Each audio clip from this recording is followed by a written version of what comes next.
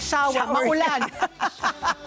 Maulan at Juicy Tuesday. Good morning, Ricky Girl. Good morning. Ikaw kasing ganda diba? mo naman ng mga garden. Naku, garden. Ngayon. Namumulaklak. Namumulaklak. Dahil nga umaambon-ambon. Ikaw naman, masyado kang black and white stripes. Mukha kang zebra. Ikaw kasi sinasabayan kita. Anong tawag niya sa hayop ano mo? ito? Leopard. Leopard ba yan? Ikaw diba? naman zebra. Ano tayo mga cougar? Mga cougar. Mga matatanda na. Anyway, it's a beautiful Juicy Tuesday. Sabi nga natin, March 17 na po. And we choose to be happy. despite the rains. And the hikes. all price and hikes. Everything and else. everything else, Grabe diba? ngayon. Binuhomba yata ulit kahapon ang ang Dubai. Oo, Grabe. drone, di ba? Kaya medyo na-disrupt yata yung Dubai Airport Again. na naman. Tapos Kawawa naman talaga. Ang dami ko mga kaibigan, hindi makaalis-alis kasi nga yung flight nila, ang halimbawa, ang Qatar Airlines, ang next flight na nila ay sa 20th. 20th, ano na ba ngayon? 17 ngayon, 3 days pa. Kaya nga talaga, itong gulos dyan sa Middle East, talagang dinidisrupt. Lahat, diba? ano? Lahat, no? Yung mga, yung kumbaga paggising natin, yung mga akala natin normal, naging abnormal na. Diba? Ang taas ng presyo ng lahat ng mga bilihin. Tapos yun na nga, wala ka tayong kasiguruhan sa ating, ating peace and order. Marami sa ating mga kababayan sa Middle East gusto na magpa-uwi, di ba? Dahil nga natatakot, di ba? More than 1,000, I think. But anyway, we will try to still choose to be positive despite the odds, di ba? Samahan nyo kami ni Ricky Girl hanggang alas 10 po ng umaga. May ambon nga, kaya masarap po magkape-kape, magpandesal. Direct Jonah, asan na yung pandesal? Nasanay. Nasanay.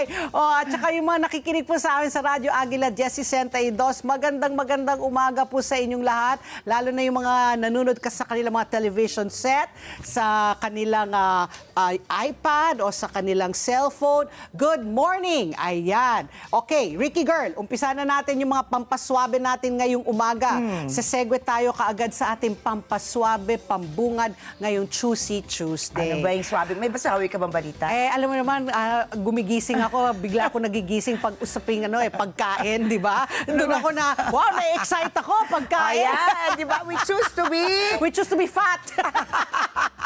We choose to be hungry always para meron tayong laman, meron tayong space sa ating tiyan para kumain. Pero ito maganda nga usapin ito kasi nga pagkain. Baka mamaya kayo nag-iisip pa kung anong gusto nyong lutuin sa tanghalian, so hapunan, baka ito makakuha kayo ng idea.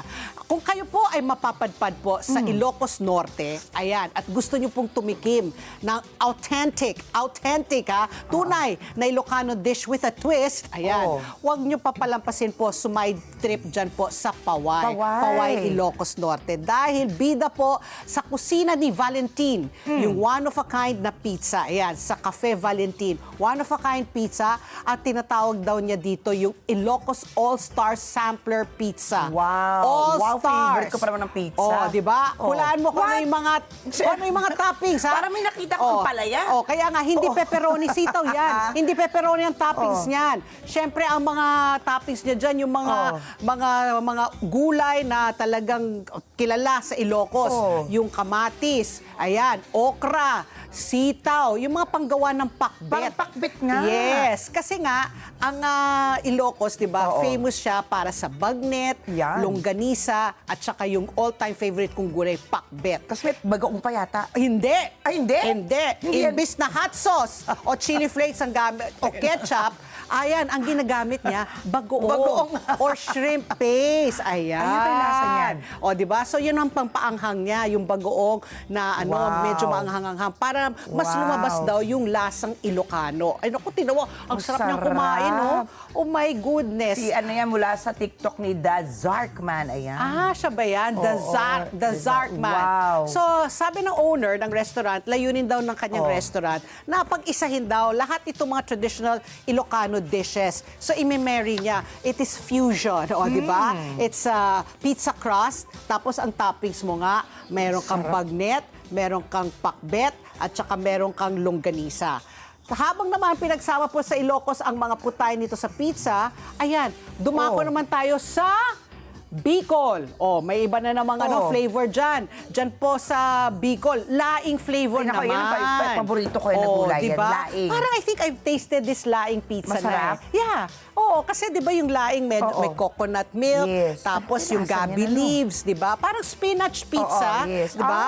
So Okay, it's okay. similar. I think I've tried this already. So ito nga, pagdadating ng laing pizza with crispy Bicolano crunch. Wow. Ayan, makukuha mo yan sa CWC sa Pili, Camarines Sur. O, di ba? So dalawang pizza ang pwede nyong tikman. Kung kayo po ay pumunta sa Ilocos Norte, sa Paway, ayan po, may bagnet, longganisa, tsaka pakbet. Sa Bicol naman, makakatikim kayo ng laing na pizza. So you can do that at home Ay, naisip ko anytime. nga Yeah, because you just buy na lang the pizza crust kung ayaw mo Or bili ka ng cheese.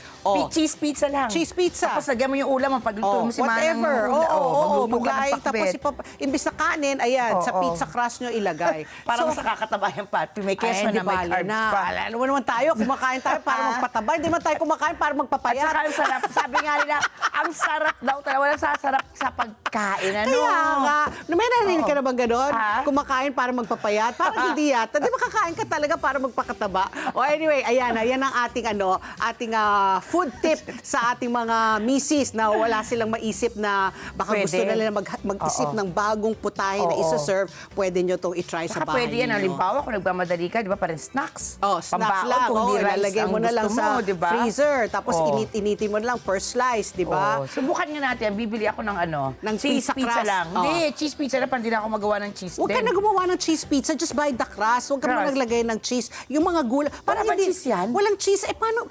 Can you Kaya imagine nga laing? Kaya Hindi. nga. May keso sa patpi. Nakita mo, may Alin bago. doon? Yung bagoong. Yung pakbet. Ano kaya lasa nun? Baka ewan bukas ko sila nga. dyan ko. Hindi, kaya nga i-modify mo. Ako, I don't think you need to put cheese. Hindi mo na kailangan I don't cheese. think you need to put cheese. Kasi nga, this is very savory already. So, the cheese is just going to heighten pa. Sa So, bagay, tama no? lang yung Maging mas maalat pa maggulay. siya, no? Correct, oo. So, yun na nga, bagoong na nga. May bagoong ka. Parang hindi ko ma-imagine cheese at saka bagoong. Parang hindi. Sabi ko, ano kaya lasa niyan? Ricky, ikaw, ito naman sige. sa akin, Patty. Agaw attention ngayon ang isang bayong. Bayong. Bayong na athleisure vibe. Athleisure vibe. So, athlete Ano ba yung and leisure. athleisure na yan? Isang kakaibang collab po ang pinangunahan ng global sports brand na Adidas. Adidas. At ang Pinoy fashion label na Bayong Shaga. Oh, yes. Alam mo yun? Yung Yes, Bayong Bayong Shaga? Shaga. Naku, ginagamit ko yan. Bayong Shaga, ha? Yes, Bayong Shaga. Oh. Di ba? Kasi nga, napakamamahali ng Balenciaga. Di ba? It's a leather brand. Ito yung Bayong Shaga. Yan. Oh, okay. Ang resulta, traditional na bayong pero may signature na 3 stripes. Yan, Adidas. Ginawa ito bilang special project para sa International Women's Month na may layunin ipakita ang galing ng mga Filipino artisans. Akalain mo, Patpi, no? Na may international collab na siya. Oo, di ba? Ang mga bag ay gawa sa polypropylene, ang parang material na karaniwang ginagamit sa mga traditional na bayong, and 100% handwoven ng mga weavers mula sa iba't ibang komunidad Oh, that's nice. sa Pilipinas. It comes in different colors pa. Kasama sa mga gumagawa ng mga bag ang halos 30 persons deprived of liberty Mga PDL. weavers. Oo. Sa Bataan bilang bahagi ng isang livelihood program. Ayon po sa founder ng Bayong Shaga na si Javier Villaruel, malaking bagay ang collab na ito para mas makilala ang mga Pinoy weavers at artisans na kasama nila sa loob ng halos isang dekada. Ang mga bagay available sa amin na kulay like pink, purple, blue, matte gold. Ay, gusto ko yata yung matte gold. White and black. Pero hindi yan binibenta. Not Ay, for ang sale. sakit. Why? Because? Makukuha lang ang limited edition na bag ng libre hanggang March 22 sa mga selected stores katulad ng Urban Athletics, Seoul Academy Sports, Central Robinson Stores, Capital Stores, ABC Mart, Planet Sports, One Ayala at online shop na Zalora kapag umabot sa 6,000 pesos ang single receipt. So it's gift with purchase purchase. nyo. Gusto ko parang yung blue. Gift blue with ka. purchase. Yung blue and white. Kasi di ba that's really the color of Adidas. Yung mga shoe boxes nila, blue yung Oo box, nga, tapos no. white yung stripes, yung Oo 3 nga, stripes. no. I will try to get the blue and white. Kailangan, orderan mo muna ako ng sapatos. Ayun o, yan ang gusto ko. Di ba? That's very Adidas. Yan ang ano nila talaga, brand color. O, ito Ricky ha, kung ikaw po ay mapapadpad naman ha, ano naman itong sabi ni Joey? Ito si Bilang Joey mo daw sa rubber nakakadistract. shoes. Okay, kung kayo po ay mahilig sa mga sakura, ito, may mga sakura serye tayo. Kung ikaw ay napunta naman sa Pampanga, ayan, malapit-lapit. Pampanga is just 2 hours away. May makikita kayong sakura. Yan na naman. Sakura. Dinarayo ngayon po ng mga residente at mga turista ang San Fernando, Pampanga dahil po sa mga pink trumpet trees na namumulaklak dyan po sa capital town ng Pampanga, sa San Fernando. Perfect daw dyan na maglakad-lakad. Ayan, HHWW, holding hands while walking. Ay, ang ganda naman. Diba? Ayan, it's lined. The capital is lined. At picture ready para po i-post sa inyong IG o sa Facebook. Ang ganda naman ng pink trumpet trees na yan. Alam mo, di ba ganyan talaga yung ginagawa nila sa sa Japan, di ba yung mga trees, yung mga kalye, linaline ng sakura trees para pag lumaglalakad ka, nakikita mo, tapos pag humangin, ayun, nahuhulog-hulog yung mga petals. Tapos so, ginaya magpropose ka na, no, Oo, sa ilalim. Oo, di ba? Kasi yung tuhod. Tapos, will you marry me? Or, halika na, darling, mag-HHWW na lang parang tayo. K-drama ang feels. Yes, parang K-drama correct. atake, di ba? Alam mo talaga, yung mga ganyan, dapat talaga natin, pasyalan, para, tapos kailangan talaga, habang naglalakad tayo dyan, pananatili nating malinis pa rin. Kaya maganda yung pagka-develop po. Mukhang nakita natin, mukhang kay Kevin Tan yan. Oo, talagang maganda rin na may planning talaga. Urban planning. Yan. Good morning, Kevin Tan. Ayan. Okay, ano pang weather update Siyempre, natin? ako, giniginaw ako kanina. Ikaw? Hindi, normal. Kaya ito, nakakumot po ako sa makeup room dahil patuloy po na makakaapekto ang amihan sa bansa na magdadala ng maulap na kalangitan na may mahina hanggang sa paminsan-minsan pag-ulan sa Batanes, Cagayan, Isabela, Apayao at Aurora. Samantala po, maulap na kalangitan na may isolated light rains naman ang mararanasan sa Metro Manila at iba pang natitirang bahagi ng Luzon. Dahil naman sa localized thunderstorms, makararanas ng isolated rain showers or thunderstorms ang natitirang bahagi ng ating bansa. Pinag-iingat ang publiko sa posibleng landslides at malalakas na thunderstorms na pwedeng maranasan sa ilang lugar. Inaasahan ang maximum temperature na 28, ayan, ang baba Uy, ha? baba, malamig. 28.2 maximum na to ha, degrees oo. Celsius mamaya alas 2 ng hapon, habang lulubog naman ang araw, mamayang alas 6:06 ng alas gabi. 6:06. Di ba yung mga natutunan ng Koy Papi, alas 6:06. Kala mo naman, ang galing-galing, no? Alas 6:06. Okay, dahil ngayon ay Tuesday, ayan, binabala natin sila kahapon na talagang big time oil price hike na naman po today, Tuesday. So po, kung kayo po ay nakapagpakarga kahapon, very good. Pero kung kayo po ay magpapakarga today, nako, ito na po ang asahan ninyo pong pagtaas. Sa gasolina po, 14 pesos and 10 centavos po kada litro ay tataas, habang ang diesel tinatayang 20 pesos and 70 centavos naman po ang itataas dyan sa total. Sa Shell, ang gasolina po tataas po ng 16 pesos and 60 centavos. Ang diesel naman po 23 pesos and 90 centavos, habang ang kerosene po ay aakyat ng 6 pesos and 90 centavos. Sa sea oil naman, ang gasolina po tataas po ng 16 pesos and 30 centavos. Sa diesel, 23 pesos and 30 centavos, habang ang kerosene po 6 pesos and 90 centavos. Sa Petron, ang gasolina po ay aakyat po ng 12 pesos and 90 centavos. Ang diesel, 20 pesos and 40 centavos. Ang kerosene naman po, 8 pesos and 90 centavos. Ang Flying V, gasolina po, ang taas 12 pesos and 90 centavos. Habang ang diesel, 20 pesos and 40 centavos at ang kerosene po, 8 pesos and 90 centavos. So nakita nyo, iba't ibang mga gasolinahan, iba't iba rin yung pagtaas kasi nga deregulated ang ating oil industry. Ayon po sa pagtataya po ng Department of Energy, naglalaro na sa 94 pesos hanggang 114 pesos kada litro po ang presyo ng diesel dito sa Metro Manila.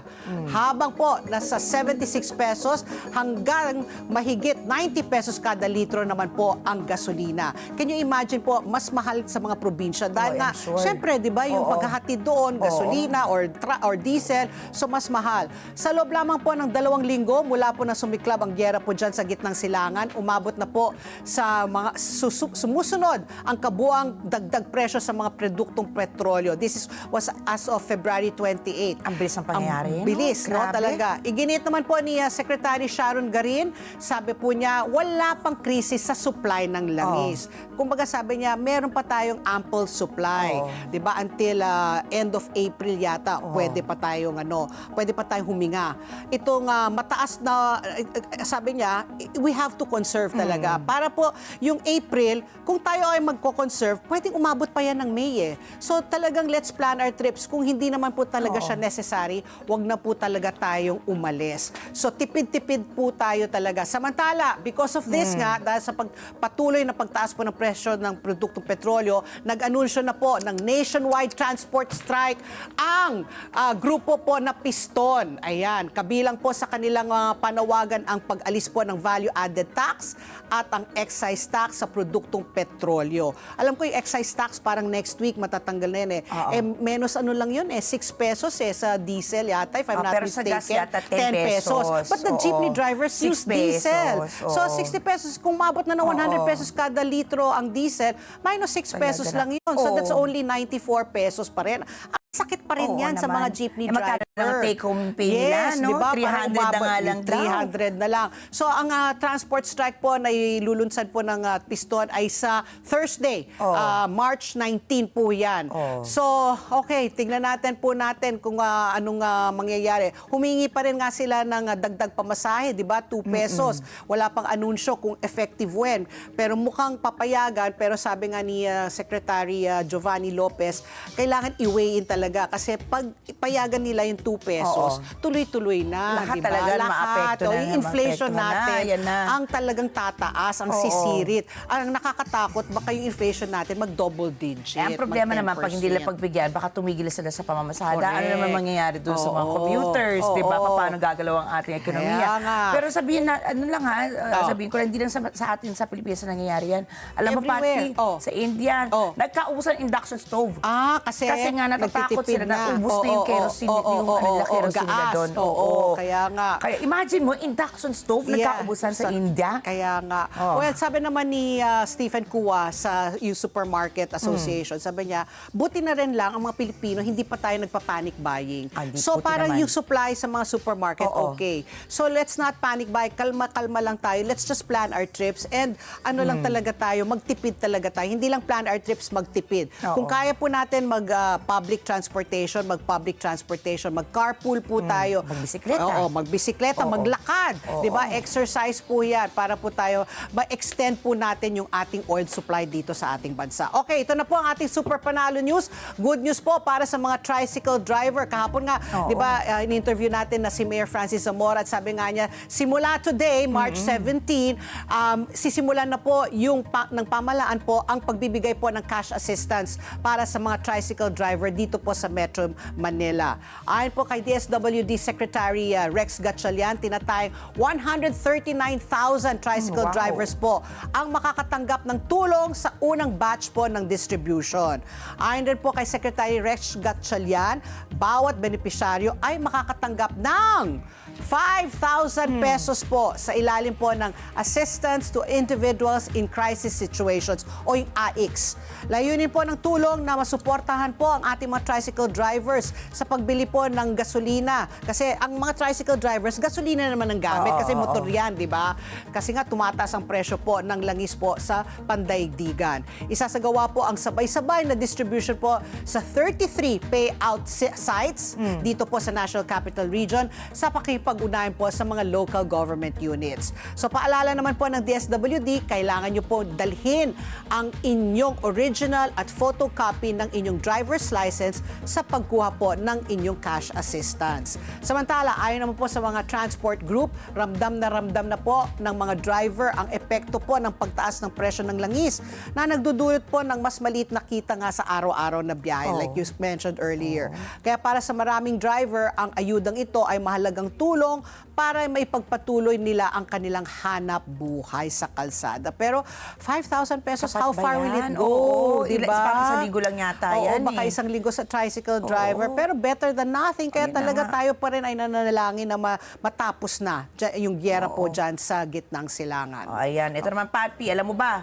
Pwede ka pala makatipid ng malaki gamit ang ito, Pag-ibig Oy, Loyalty Card I will- Plus. oh, Favorite mo loyalty yan, di ba? card, oo.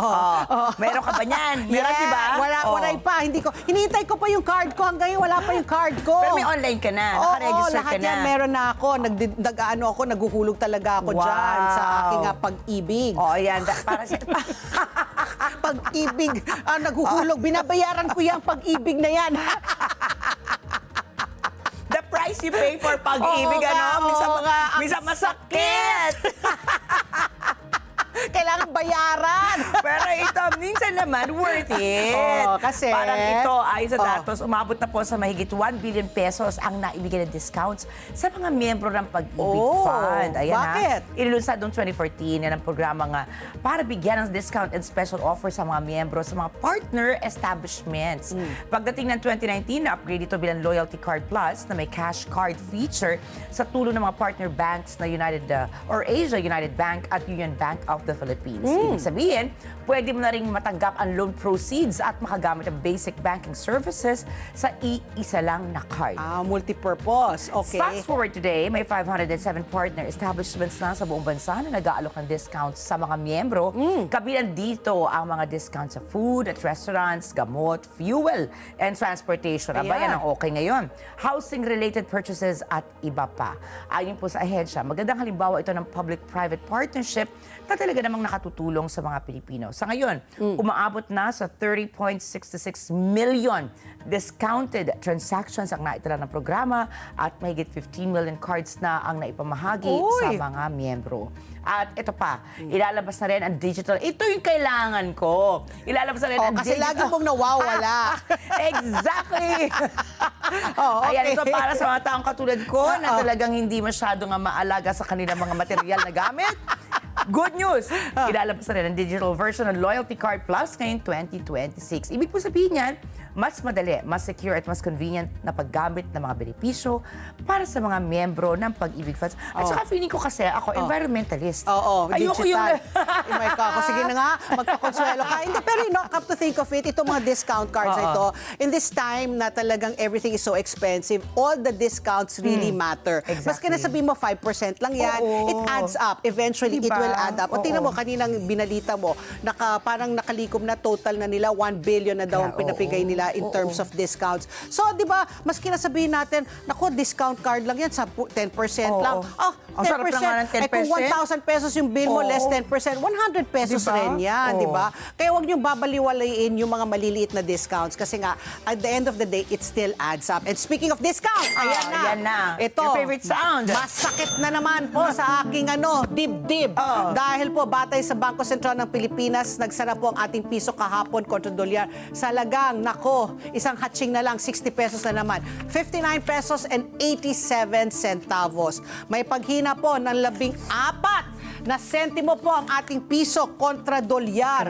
Grabe. Kumpara po sa naging palitan nito nung Biyernes sa lagang 59 pesos and 73 centavos. Kasi nga, sabi nga ng BSP, very volatile po talaga ngayon ang panahon. So sabi nila, talagang humihinang piso, kaya po pumasok na rin ng BSP, nag-i-intervene na sila para po sa foreign exchange market, para po hindi sumadsad pa ng lalo. Kasi kung hindi mag-i-intervene ng BSP, baka lampas 60 pesos na yung ating exchange rate. Konti lang, 60 pesos. Kaya nga, isang hatching na lang. Hatching! Grabe. 60 na yan. Ay, nako. Sa Japan yan, 37 centavos po ang palitan. Euro, 68 pesos and 8 centavos. Hong Kong dollar, 7 pesos 60 centavos. At ang Saudi Riyal, 15 pesos and 87 centavos. Nako, sana po talaga.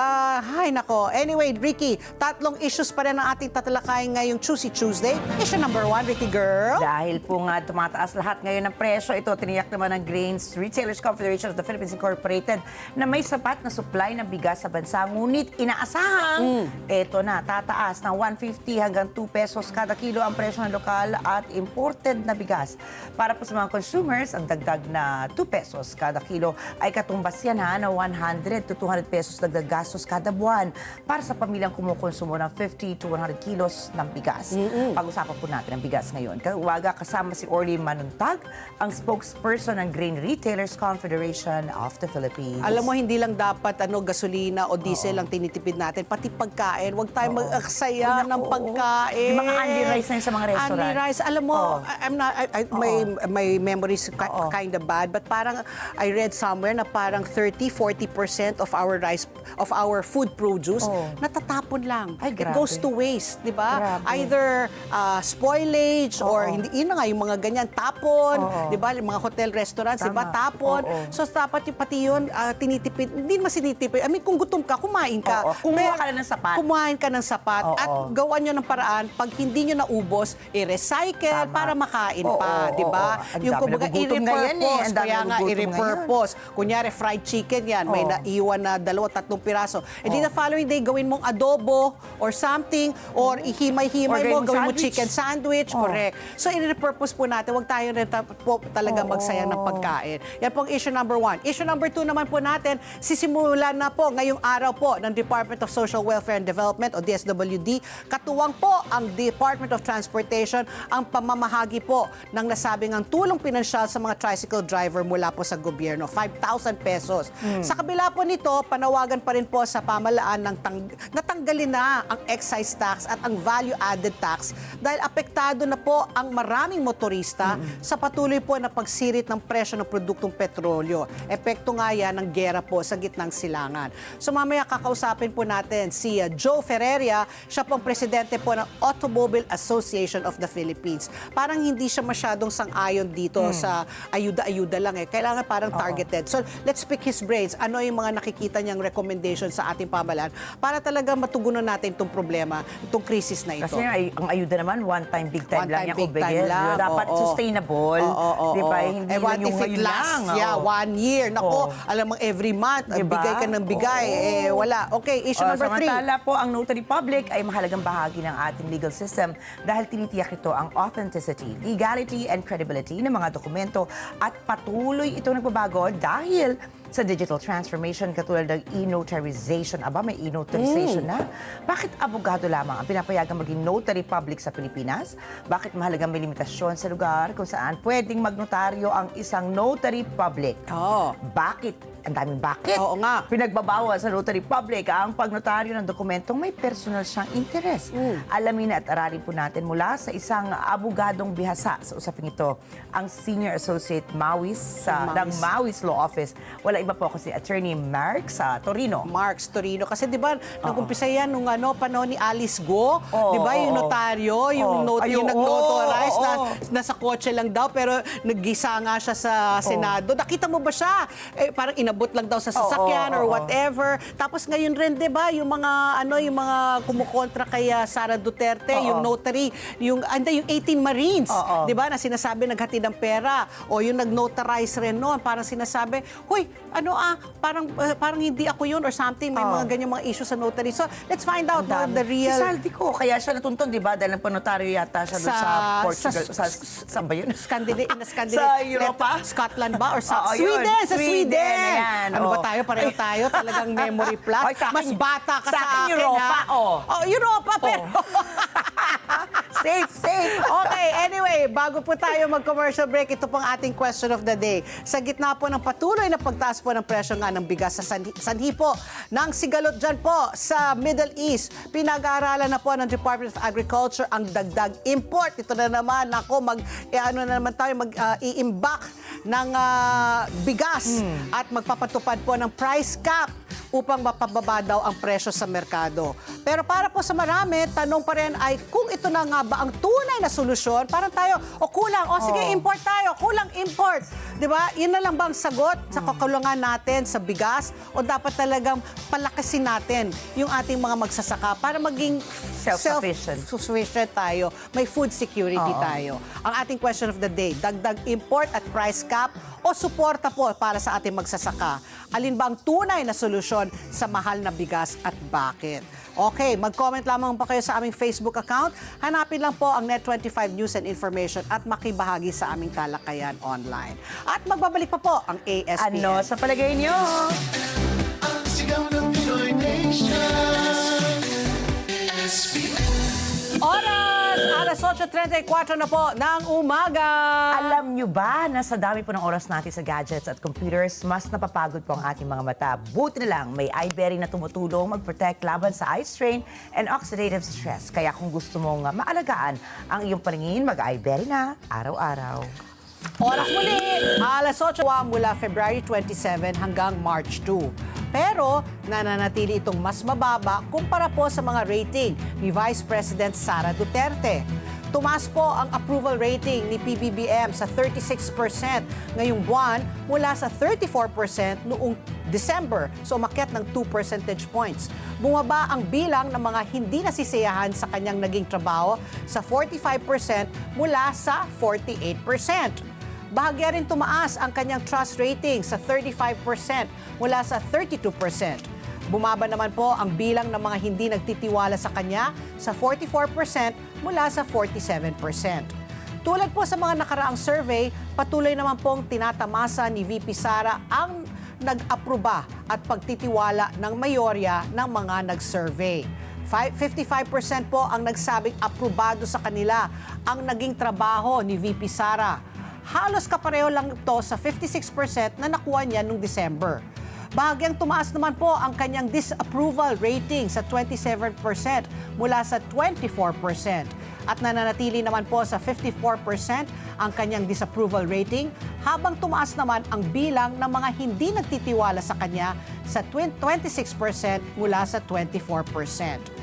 Kung ikukumpara ang kanilang ratings ngayon sa nakuha nila noong parehong panahon noong 2025, lumalabas po na malaki ang binawi ng approval at trust rating po ni Pangulong Ferdinand Marcos Jr. habang bumaba naman yung kay VP Sara Duterte.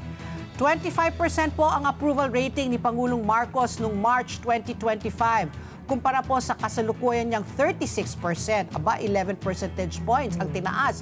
Habang 25% naman po ang kanyang trust rating noong March 2025, habang nasa 35% na ito ngayon. 59% naman po ang approval rating ni VP Sara noong March 2025. Habang 61% naman po ang kanyang trust rating. Ang taas, no? Samantala, lumalabas po sa survey na inflation ang pangunahing alalahanin ng mga Pilipino. Ayon po ito sa 59% ng mga na-survey. Kasunod nito ang pagsugpo sa graft and corruption at ang pagpapataas po ng sahod ng manggagawa. Issue rin po sa mga Pilipino ang pagpapaba sa kahirapan, paglikha ng trabaho, paglaban sa talamak na bentahan at paggamit ng droga, paglaban sa kriminalidad at pagbibigay po ng tulong sa mga magsasaka, patas na pagpapatupad ng batas at pagtugon sa kagutuman. So, ewan ko kung ano pang mangyayari, tingnan natin, no? Pero may improvement kay PBBM. Ano kaya naging factor? Kasi last year, 2025, when they did that March 2025 survey, kakapunta lang ni former President Duterte sa Dahig. So maraming nagalit talaga Malaki pa rin sa epekto, presidente. no? Oo. Pero ngayon mukhang naka-rebound na ng konti. So slightly umakyat. Compared naman kay Vice President Sara, yung 2025, mataas. Slightly bumaba ng konti this year. Same time last year. So let's see how it goes for the next quarter survey. Miss Ricky. Samantala po, kinumpirma po ni Energy Secretary Sharon Garin na posibleng umabot ng 115 pesos per liter ang presyo ng diesel sa Metro Manila. Ngayong linggo, imagine 115 pesos Grabe. pati. Simula po ngayong araw, ipatutupad ng mga kumpanya na langis ang pagtaas ng presyo ng petrolyo mula 20.40 pesos hanggang 23.90 pesos per liter sa diesel, 12 pesos and 90 centavos naman hanggang 16 pesos and 60 centavos para sa gasolina, and 6 pesos and 90 centavos hanggang 8 pesos and 90 centavos para sa kerosene o gaas. Ayon po kay Garin, may mga ulat na mas malaki pang pagtaas sa mga gasolinahan sa labas ng Metro Manila dahil sa mas mataas na transportation cost. May mga ulat nga anya na umabot ng 100 pesos per liter ang presyo ng diesel sa Batanes itong nakaraang linggo. Nauna na pong tumaas ang presyo ng petrolyo nitong nakaraang linggo. Tumaas noon ang presyo ng gasolina ng mula 7 pesos hanggang 13 pesos per liter. 17 pesos and 50 centavos naman hanggang 24 pesos and 25 centavos sa diesel at 32 pesos hanggang 38 pesos and 50 centavos sa kerosene. Tiniyak naman ni Garin na may sapat na fuel buffer ang Pilipinas na aabot hanggang katapusan ng Abril. Nakikipag-usap niya ang Petron para sa pagkuha ng krudo mula sa Russia. Ang Petron ang natitirang oil refinery sa bansa. Sa pamamagitan ng Philippine National Oil Company, plano ng pamahalaan na bumili ng 1 million barrels ng diesel. Pinamamadali na ni Pangulong Ferdinand Marcos Jr. ang pagpasa sa panukalang batas para maamyendahan ang Biofuels Law. Ayon po sa Malacanang, sumulat na si Pangulong Marcos kay Senate President Vicente Soto III para dito. Layunin din ng Senate Bill 1965 na maamyendahan ng Section 5 ng Republic Act No. 9367 o ang Biofuels Act of 2006. Sa ilalim nito, pwedeng pahintulutan ng Pangulo sa pamamagitan ng executive order ang importasyon ng mga biofuel component katulad ng bioethanol and biodiesel ng hanggang 1 taon nang hindi isinasaalang-alang ang umiiral na domestic supply. Samantala, sa isang video message, nag-anunsyo na si Pangulo Marcos ng pamamahagi ng tulong pinansyal at fuel subsidy para sa mga public utility vehicle drivers, mga magsasaka at mga mangingisda. Anya, magsisimula po ngayong araw, March 17, ang pamamahagi ng 5,000 pesos na ayuda para sa 139,000 tricycle drivers sa 17 local government units sa National Capital Region. Makatatanggap rin anya ng parehong ayuda sa mga susunod na araw mga tricycle drivers sa labas ng Metro Manila, mga Transport Network Vehicle Service at mga jeepney drivers. Ilalabas naman ng Department of Transportation ang fuel subsidy sa huling linggo ng Marso. Mamamahagi rin ng fuel subsidy na 3,000 pesos para sa 26,000 na magsasaka. Mamamahagi rin po ng parang subsidiya para sa 26,000 na mangisla sa Huwebes, March 19, Pati. At ang oras, alas 8:42 na po ng umaga. Sa aming pagbabalik, makakausap na po natin si Ginoong Orly Manuntag. Siya po ang spokesperson po ng Grain Retailers Confederation of the Philippines. Usaping bigas to. Sa pagbabalik po yan ng ASPN. Ano sa palagay nyo? Ang sigaw ng Pinoy Nation.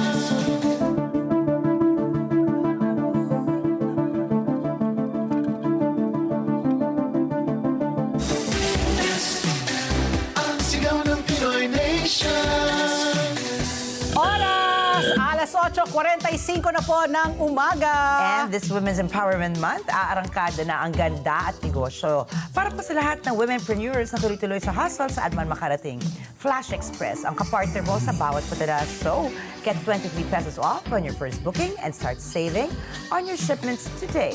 At ang oras muli, alas 8:45 na po ng umaga. At kasama na po natin sa linya si Ginoong Orly Manuntag, ang spokesperson po ng Grain Retailers Confederation of the Philippines. Magandang umaga po, Sir Orly, and welcome po sa ASPN. Yes, Morning, magandang sir. umaga po. Magandang umaga po sa inyo lahat at hindi po lahat po yung tagapakinig.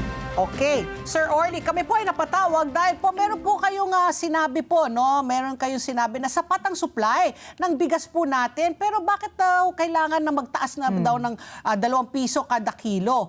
Anong kadahilanan? Ito ba ay gawa ng mga traders, ng mga nagbibenta? Or ito po ay dahil po sa kaguluhan, may mga nag-take advantage. Nagsasamantala Oo. dito po sa sitwasyon. Ano po ang kadahilanan? Yes, magandang umaga po muli. Ito po ay dahilan po doon sa fuel po natin na increase. Mula po doon sa Middle East po natin na kaguluhan. So alam naman po natin, hindi lingid sa ating kaalaman, nakapag-increase na po last week ng halos kulang po lang 20 pesos po kada litro ng diesel at iba pa pong mga affected natin ng mga gas po natin. At ngayon pong araw, panibago na naman po na halos 19 to 23 pesos. Ito po yung dahilan kaya po tayo nag-anunsyo na magkakaroon po talaga tayo ng dagdag po na presyo po sa bigas na halos nasa 2 piso po ang aming pong pagtansya. Okay, ang follow-up question lang ko doon, Sir Orly. Sa tingin nyo ba yung 2 piso ay makatarungan o medyo hindi ba masyadong mataas po yan? Kasi kung ikaw ay bumibili ng 25 kilo na sako ng bigas, ay tataas po niyan 50 pesos. Eh, hindi naman isa lang ang tinatransport. Yung 2 pesos ba sa tingin nyo po ay makatarungan o medyo malaking patong na po yun? Nakikita po namin ito ay makatarungan po kasi ganito po yung proseso. Pag tinignan po natin yung import po ng bigas, nagbabayad po mga importers po ng ocean freight mula po doon sa pinanggalingan po. And then, pagdating naman po yan dito sa Pantalan, ilalabas po yan sa Bureau of Customs. Panibago po yan na dagdag po na additional po natin na logistic. Dahil i-deliver naman po yung bigas mula naman po sa Pantalan, papunta naman po sa kanilang warehouse. At mula dito sa warehouse po, dadali naman po sa mga retailers natin sa merkado. So yung 2 piso po, nakikita po namin ay sapat lamang. Ito po yung nakaraang linggo. Ngayon po yung araw po na to, alam naman po natin, nagtaas po ng panibago. Yeah. So ito po ay panibago namin kukumputin kung magkano po talaga ang aabutin namin at maisabi po namin ng tama at reasonable yung presyo po ng pagtataas po namin. Okay. Okay, kasi sir, di ba, kung sa iba, maliit lang yung 2 piso, sa mas nakararami pong Pilipino na kumukonsumo nga ng bigas kada buwan, di ba, talagang napakalaki. Ano ba yung sabi kanina? Ilan ba yung dadagdag? 200 to 400 kung 50 kilos to 100 kilos. Depende, oo. no, kung gaano kalakas ka kumonsumo. Tsaka kung kaano kalaki yung pamilya mo, Oo. no? Kaya po, ang tanong po naman namin dito ngayon, kung yung Fargate price po ng palay ay nasa 30 pesos lang, bakit po yung lumalabas na nga na retail price, halimbawa ng per kilo ng bigas, nasa 50 to 55 pesos? Saan po napupunta yung malaking pagitan nito? Meron po ba tayong transparency halimbawa sa ibang mga costing, like halimbawa yung milling, transportation, etc. Para pong medyo malaki po yung pagkakaiba at pagitan eh. Una-una ganito po yan. Yung po namang sa local po natin na production, yung mga magsasaka po natin pag nag-harvest po, gumagamit po sila ng harvester o sinasabi po nating halimaw. Gumagamit po ito ng diesel. So meron pong cost po yan. Kung nagtaas po yan, additional po natin. Mula naman po doon sa bukid, hakutin po yan, napunta naman po sa miller side. So idadryer po yung palay, gagamit din po ng diesel at imimiling naman po ito, additional po ito. Mula naman po sa miller side, diretso naman po ito sa ating po mga retailers po, sa palengke o sa mga wholesalers. So halos tatlo din po yung dadaanan po mula po doon sa farm gate po natin sa mga magkasaka po sa kanayunan.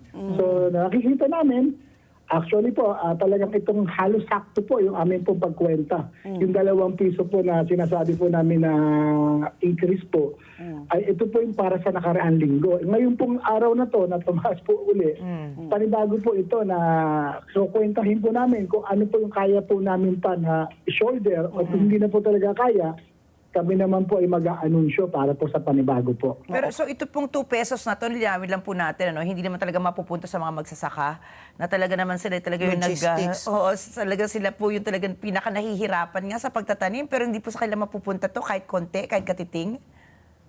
Ito pong 2 piso po ay dagdag lang po ito doon sa gastos po nila sa diesel.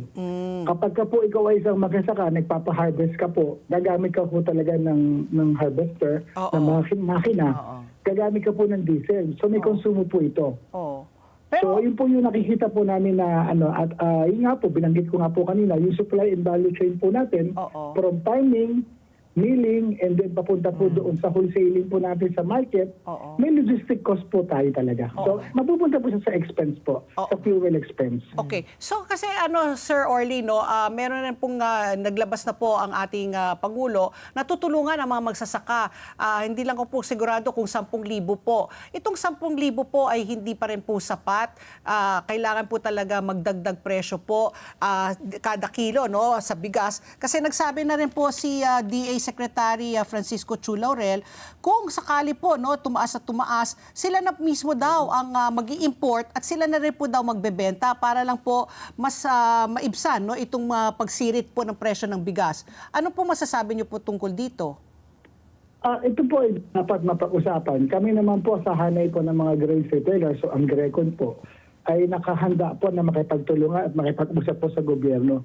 Sa katunayan po, meron po kaming meeting po with our secretary, ang DA po mismo, sa March 23. Dito po namin pag-uusapan po lahat, ano po ba yung estado po natin sa supply side, ito po, ano po ba yung estado natin sa demand side, at kaya pa ba ng ating supply, kung ano po yung itataas pa po ba ng krudo. So dito rin po pag-uusapan din po yung panibago pong alokasyon ng importasyon po. Kasi po ngayon po nag-harvest po tayo ngayong March and April. So pag-uusapan din po rito para po sa buwan ng Mayo, June and July, ito naman po yung lean month season natin kung saan wala naman po tayong panibagong harvest. Oo. Kaya napakaganda ho nito na mapag-usapan sa March 23 with our DA po. Oo. At dahil alam naman namin, napaka-supportive po nila. Kagaya po ngayon, naririnig po namin, may mga ayuda po na binibigay. Opo. Ang tingin po kasi namin dito, kung magpapatuloy po, yung pagtaas po ng presyo po ng fuel, Oo. ay siguro po kakapusin po yung binibigay po na ayuda. Pero malaking tulong na ho ito ngayon po para naman po maibsan po yung mga kababayan po natin na nasa rice industry po. Oh, okay. May follow-up question there po, Sir Orly. Yung inyong confederasyon, no, itong grain retailers, hindi po kayo ba ay trader, as in nagbebenta, middleman po ba kayo? Or kayo rin po ay kasama po sa isang kooperatiba ng mga magsasaka? Para lang mas maintindihan ko. Kasi minsan po, di ba sinasabi nila, ang baba ng presyo po ng binibili ng mga traders sa mga magsasaka, pero ang taas po nila binibenta sa merkado. So yung inyong federasyon ba, kayo ba ay mga middlemen? Yung po sa amin po sa hanay po ng Grecon, kami po yung mga grain retailers. Pero nakapaloob naman po kami sa aming pong organization po yung PRISM, yung Philippine Rice Industry Stakeholders Movement. Ito naman po yung pinagsama-sama po ng mga sektor po natin, ng mga magsasaka, mga seed growers po, millers, importers po, at mga wholesalers and grain retailers po. Ito po yung sinasabi po natin na ito na po yung buong supply and value chain. Dito po namin pinag-uusapan kung ano yung problema po ng bawat sektor. At ito pong amin po nire-represent sa ating pong gobyerno, lalo-lalo po siyempre ang DA, para mapag-usapan po ano yung magandang hakbang at magandang pong solusyon na maiwasan po natin, siyempre una-una yung pagtaas ng presyo at mabenta po natin ng reasonable po yung bigas sa bawat merkado po. Okay, so hindi po kayo yung sektor na namamantala sa mga sa mga magsasaka. Kayo rin po ay yung interest po ng ating magsasaka at ang ating mga bumibili sa merkado ay pinoprotektahan niyo rin po. Yun po ating advokasya po para maging maayos po lahat at maging maganda po. Kami po masaya kapag binibenta po namin ang totoo pong harvest ng ating mga lokal po na magsasaka. Ayan. Siyempre po ang imported naman, hindi natin dapat itutungtungan ng 100%. Kumbaga pangdugtong lang po natin doon sa pangangailangan po talaga natin dito sa kasalukuyan nga po talaga na halos nasa 76% po yung ating rice sufficiency level. So meron tayo nasa 20% something po talaga na kailangan idagdag para magkaroon po tayo ng food security sa ating pong bansa. Okay.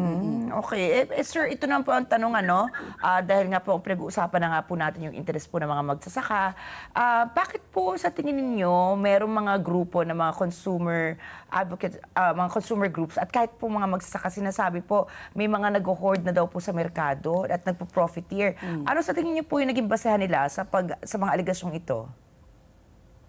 Siguro nandiyan naman po ang ating Department of Agriculture regarding po sa hoarding. Sila po kasi ahensya na makakapagtiyak at makakapagtansya kung meron pong nagaganap na ganito po sa market. Ngayon po kasi sa kasulukuyan, mataas nga po yung presyo po ng palay. Bakit po una-una i-hold ang palay ng mga magsasaka natin? Una-una, wala naman po silang kapasidad na i-hold po yung ating palay dahil napakaganda po ng presyo. Ibebenta po talaga po sila, nasa 30 po mahigit. 33, 34, mayroon po 32, depende po sa quality na po ng palay. So yung mga millers naman natin, hindi rin naman po nila i-hold po yan dahil alam niyo po na sa presyo po na 30 plus, napakataas po yan. So ang conversion po niyan sa market, kulang-kulang 60 na po ang presyo. So nakikita po namin, baka po sakali, dito po sa imported, ito po yung dapat mapag-usapan at nakita po talaga natin, kasi nakikita po namin, pumapasok din naman po ang imported, pantulong po natin. Correct. So nakikita namin dito, talagang ang Department of Agriculture, ang ahensya po talaga na magtitiyak, titingin at mag-aasikaso po at magsasabi po na meron ganito nangyayari. Sa kami po ngayon, sa kasulukuyan, wala naman po kami nararamdaman. Yun lang po talaga, mataas po ang presyo ngayon. Dahil nga po mataas po yung palay. At syempre po, nakikita naman namin yung pasok po ng imported. So yun po yung mga factor po, both side po ngayon, import and local po natin. So, Sir Orly, ito po, yung sinasabi niyo pong farm gate price dito sa local, yung 30 pesos, yan ba ay kumbaga sapat na sa magsasaka or lugi pa rin yung magsasaka? Dahil kung i-factorin mo, may mga balita nakikita na tumataas na rin po ang pataba, no, yung mga fertilizer. Paano rin po maapektuhan po yan sa ating local production? Yung 30 pesos ba, yun ba ay sapat na? Or sa tingin niyo po, palugi pa rin? Nakikita po namin ngayon, no, yung cost of production po na magsasaka po natin nasa 14 pesos. 14. Pero Okay. binibenta po nila ngayon ng 30 plus po yung kanila pong ani. So nakita po namin dito sa pagkwenta po natin, napakaganda po ng kinikita na ang ating po magsasaka po sa kasalukuyan. So Okay. masaya po sila. Yun nga lang po, makikita rin po natin kung ganyan po ang presyo po ng palay, magkano po yung presyo nito sa merkado. Naku, So di yun ba- po yung dapat mabalanse po talaga ng gobyerno natin. Oo. Kaya nga po higit sa lahat, kailangan makapagpatawag po ang gobyerno ng meeting, panang-ugnayan po sa farmers at sa Oo. mga buong stakeholders po, magkano po ba talaga yung dapat na presyo ng palay para masabi po na hindi po sila lugi. Oh, kasi correct me if I'm wrong, Sir Orly. Sabi mo nga 14 pesos po yung cost of production, no, na magsasaka, tapos binibili po sa kanila ng 30 pesos. Maganda na po itong kita. Kumbaga, meron na silang 16 pesos po na kita. Pero itong 30, pag ibebenta sa merkado, 'di ba usually yung doble? So 60 pesos kada kilo ba ang bentahan dapat? Magkano yung SRP, kumbaga, kung ganito po ang mga numero na tinitingnan po natin? Halos ganun po yung presyo na 60. makikita po natin sa merkado. Nasa 60 na po ngayon halos yung mga commercial po natin. Oo. Pinakamababa na po yung nasa 55 pesos. Oo. Kaya nga po yan, dapat po talaga mabalanse po ng DA. Oo. Kami naman po ay sa pagbenta, nakahanda rin po tumulong. Oo. Yan po yung aming social responsibility, mabenta po namin ng reasonable presyo sa merkado. Oo. Pero kailangan din po natin ma-address hanggang saan po ba yung presyo ng palay. Kung magpapatuloy po itong tataas, Oo. baka po maapektuhan naman natin yung pangkalahatan pong presyo ng Correct. bigas Oo. sa buong Pilipinas po, di po ba? So, dapat maano po natin ito, ma-address po ng maayos dahil syempre po gusto po natin bigyan po talaga ng suporta yung magsasaka po natin. Correct. Kinakailangan po talaga silang kumita dahil alam naman natin mga ilang panahon na ho sila nalugi. Ngayon na sila halos po talaga bumabawi. Pero ang isa pang tanong nga po dito, kagaya sa tanong na nabanggit kanina, magkano ba yung dapat nakita po nila? Di ba? Hanggang magkano po ba dapat ang presyo ng palay? Kasi po ang mga millers po natin, ma'am, hindi po bibili sa mataas na presyo. Hindi sila mag-i-stock kung 30 mataas po ang Oo, palay. mag-i-import na naman. Dahil napakataas po lang pag kinonvert po natin sa bigas at papasok naman po ngayong Mayo ang mga imported po naman na bigas. So baka Yeah. naman po maipit yung mga millers natin. Sila po ang mag-shoulder na malaking lugi. So kaya nga po napakalaking vital po na usapin. Yung March 23 po na meeting namin with Secretary, napag-usapan po yung supply side, external, yung supply side naman po dito, internal po natin. Lalo-lalo na po, kapag pumapasok tayo sa kasagsagan po ng harvest po natin. Correct. Ako lang, ang masasabi ko rin lang dyan, no, aside dito sa meeting, dapat rin po tayo mga Pilipino, matuto rin po magtipid, di ba? Huwag po tayo mag-aksaya ng pagkain. Yung mga bigas po na yan, talagang bawat butil yan, pawis rin yan ng ating magsasaka. At ngayon sa daigdig na ito, nakakulangan po ng pagkain, dapat po tayo maingat. Di ba po, Sir Orly? Ay, tama po kayo, ma'am. Una-una po dyan, napaka-importante po. Yung ating po pagtitipid po. At unang pangalawa po, wag po maging magpanik po yung mga kababayan natin na mauubos o wala ho tayong shortage po sa supply po ng pagkain, lalo na po sa bigas. Panahon po ngayon dahil nag-harvest po tayo sa local. So magandang balita po yan. Kaya wala po dapat ipagpanik. Wag bumili po ng sobra-sobra kasi po pagka nagkakaroon po tayo ng panic buying, nagkakaroon po tayo ng disruption po sa supply. Artificial. Lalo po na gumugulo yung merkado natin, baka lalo po tumaas. Okay, Sir So Orly. pagdudulot lang ito na malaking inflation po sa ating bansa. Sir Orly, ito lang kasi na-curious po ako kung tayo lang po ba yung dumaranas ng ganitong sitwasyon, ano?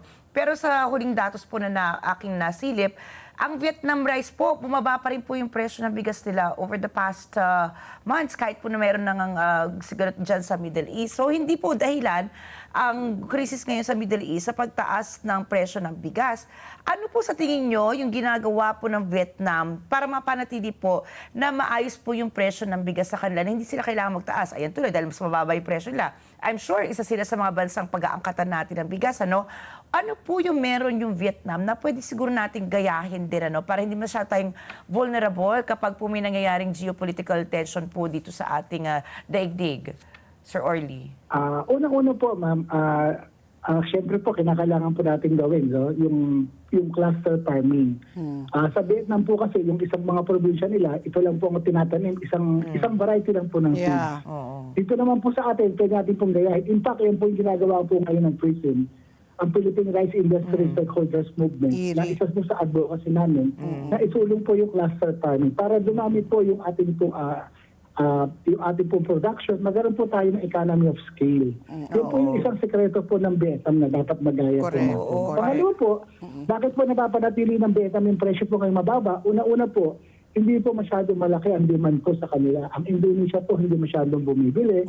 Ang Pilipinas po, tama lang po yung pagbili po natin. Ito nga po yung isa sa magandang ginagawa po ngayon ng ating gobyerno, minamanage po yung ating pag-i-import na hindi po dapat tayo mag-import ng sobra-sobra na ikakabagsak naman ang presyo po ng palay ng ating mga magsasaka. Ngayon po, kung tayo ay nag-open trade, walang hinto sa pag-import po ng bigas, baka po ang presyo po ng palay ay napakabagsak naman. Ayan. Kawawa magsasaka natin. Kawawa. Baka hindi na po sila magtanim. Kaya dapat talaga Correct. long So, term, dapat ito, ang nababantayan po talaga ng Department of Agriculture, mabalansin po natin. Kami naman po sa hanay po ng PRISM, sa hanay po ng Grayson, handa makipagtulungan po sa ating pong gobyerno. Ayan, magandang balita po yan. Basta magtulungan po, lahat po tayo nagtutulungan, aangat rin po tayo. Maraming salamat po, Sir Orly, sa inyong oras at sa ulitin at mabuhay ang ating mga magsasaka dito po sa ating bansa. Thank you very much po. Thank you, sir. Ay maraming salamat po sa inyong imbitasyon. Tama-tama po. Mabuhay po kayo at mabuhay po ang ating mga magsasakang Pilipino po. Ayan po si Sir Orly Manuntag, ang spokesperson po ng Grain Retailers Confederation of the Philippines. At ang oras, alas 9:04 na po ng umaga. As King's Empire Corporation celebrates its 7th anniversary, may 1 milyong pasasalamat raffle promo ang handog para sa inyo. King's Empire Corporation 7th Anniversary Celebration. 1 milyong pasasalamat, balik lakas, balik sigla, hatid ay pag-asa at saya Raffle Bonanza 2026. 5 lucky winners po ang mananalo worth 1 million po in cash prizes ang ipamimigay. Plus 21 consolation prizes, makakatanggap po ng business package mula po sa King's Empire Products. Bilang pasasalamat sa 7 taon ng tiwala at suporta, ito po ay para sa inyo. Kaya bumili na po ng King's Herbal Plus, Empire Coffee at Sense by Savalgar.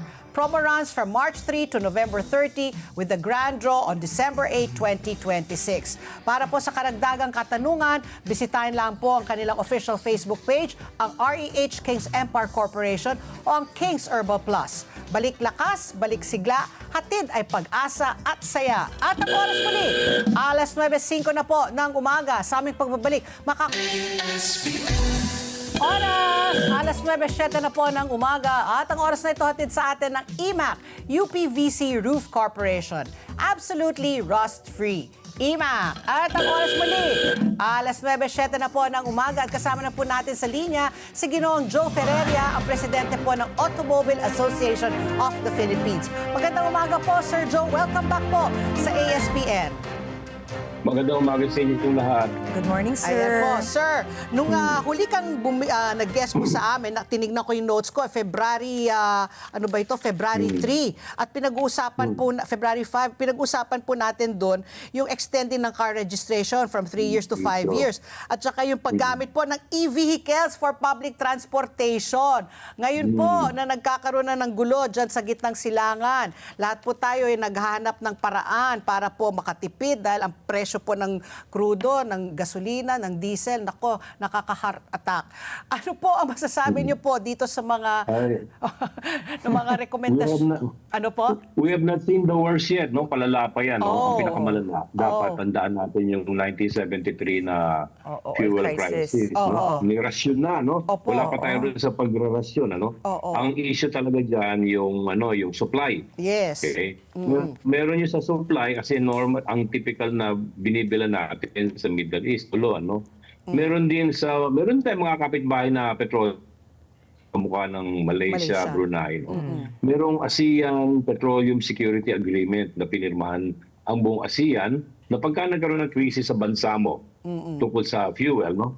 Tutulong sila. Pero you have to undertake your own measures in order to mitigate the effect of the petroleum crisis, no? Yeah. Yung isa dyan ay yung panukala ko nga na dapat yung lahat ng taxes related sa petrolyo, tanggalin temporarily.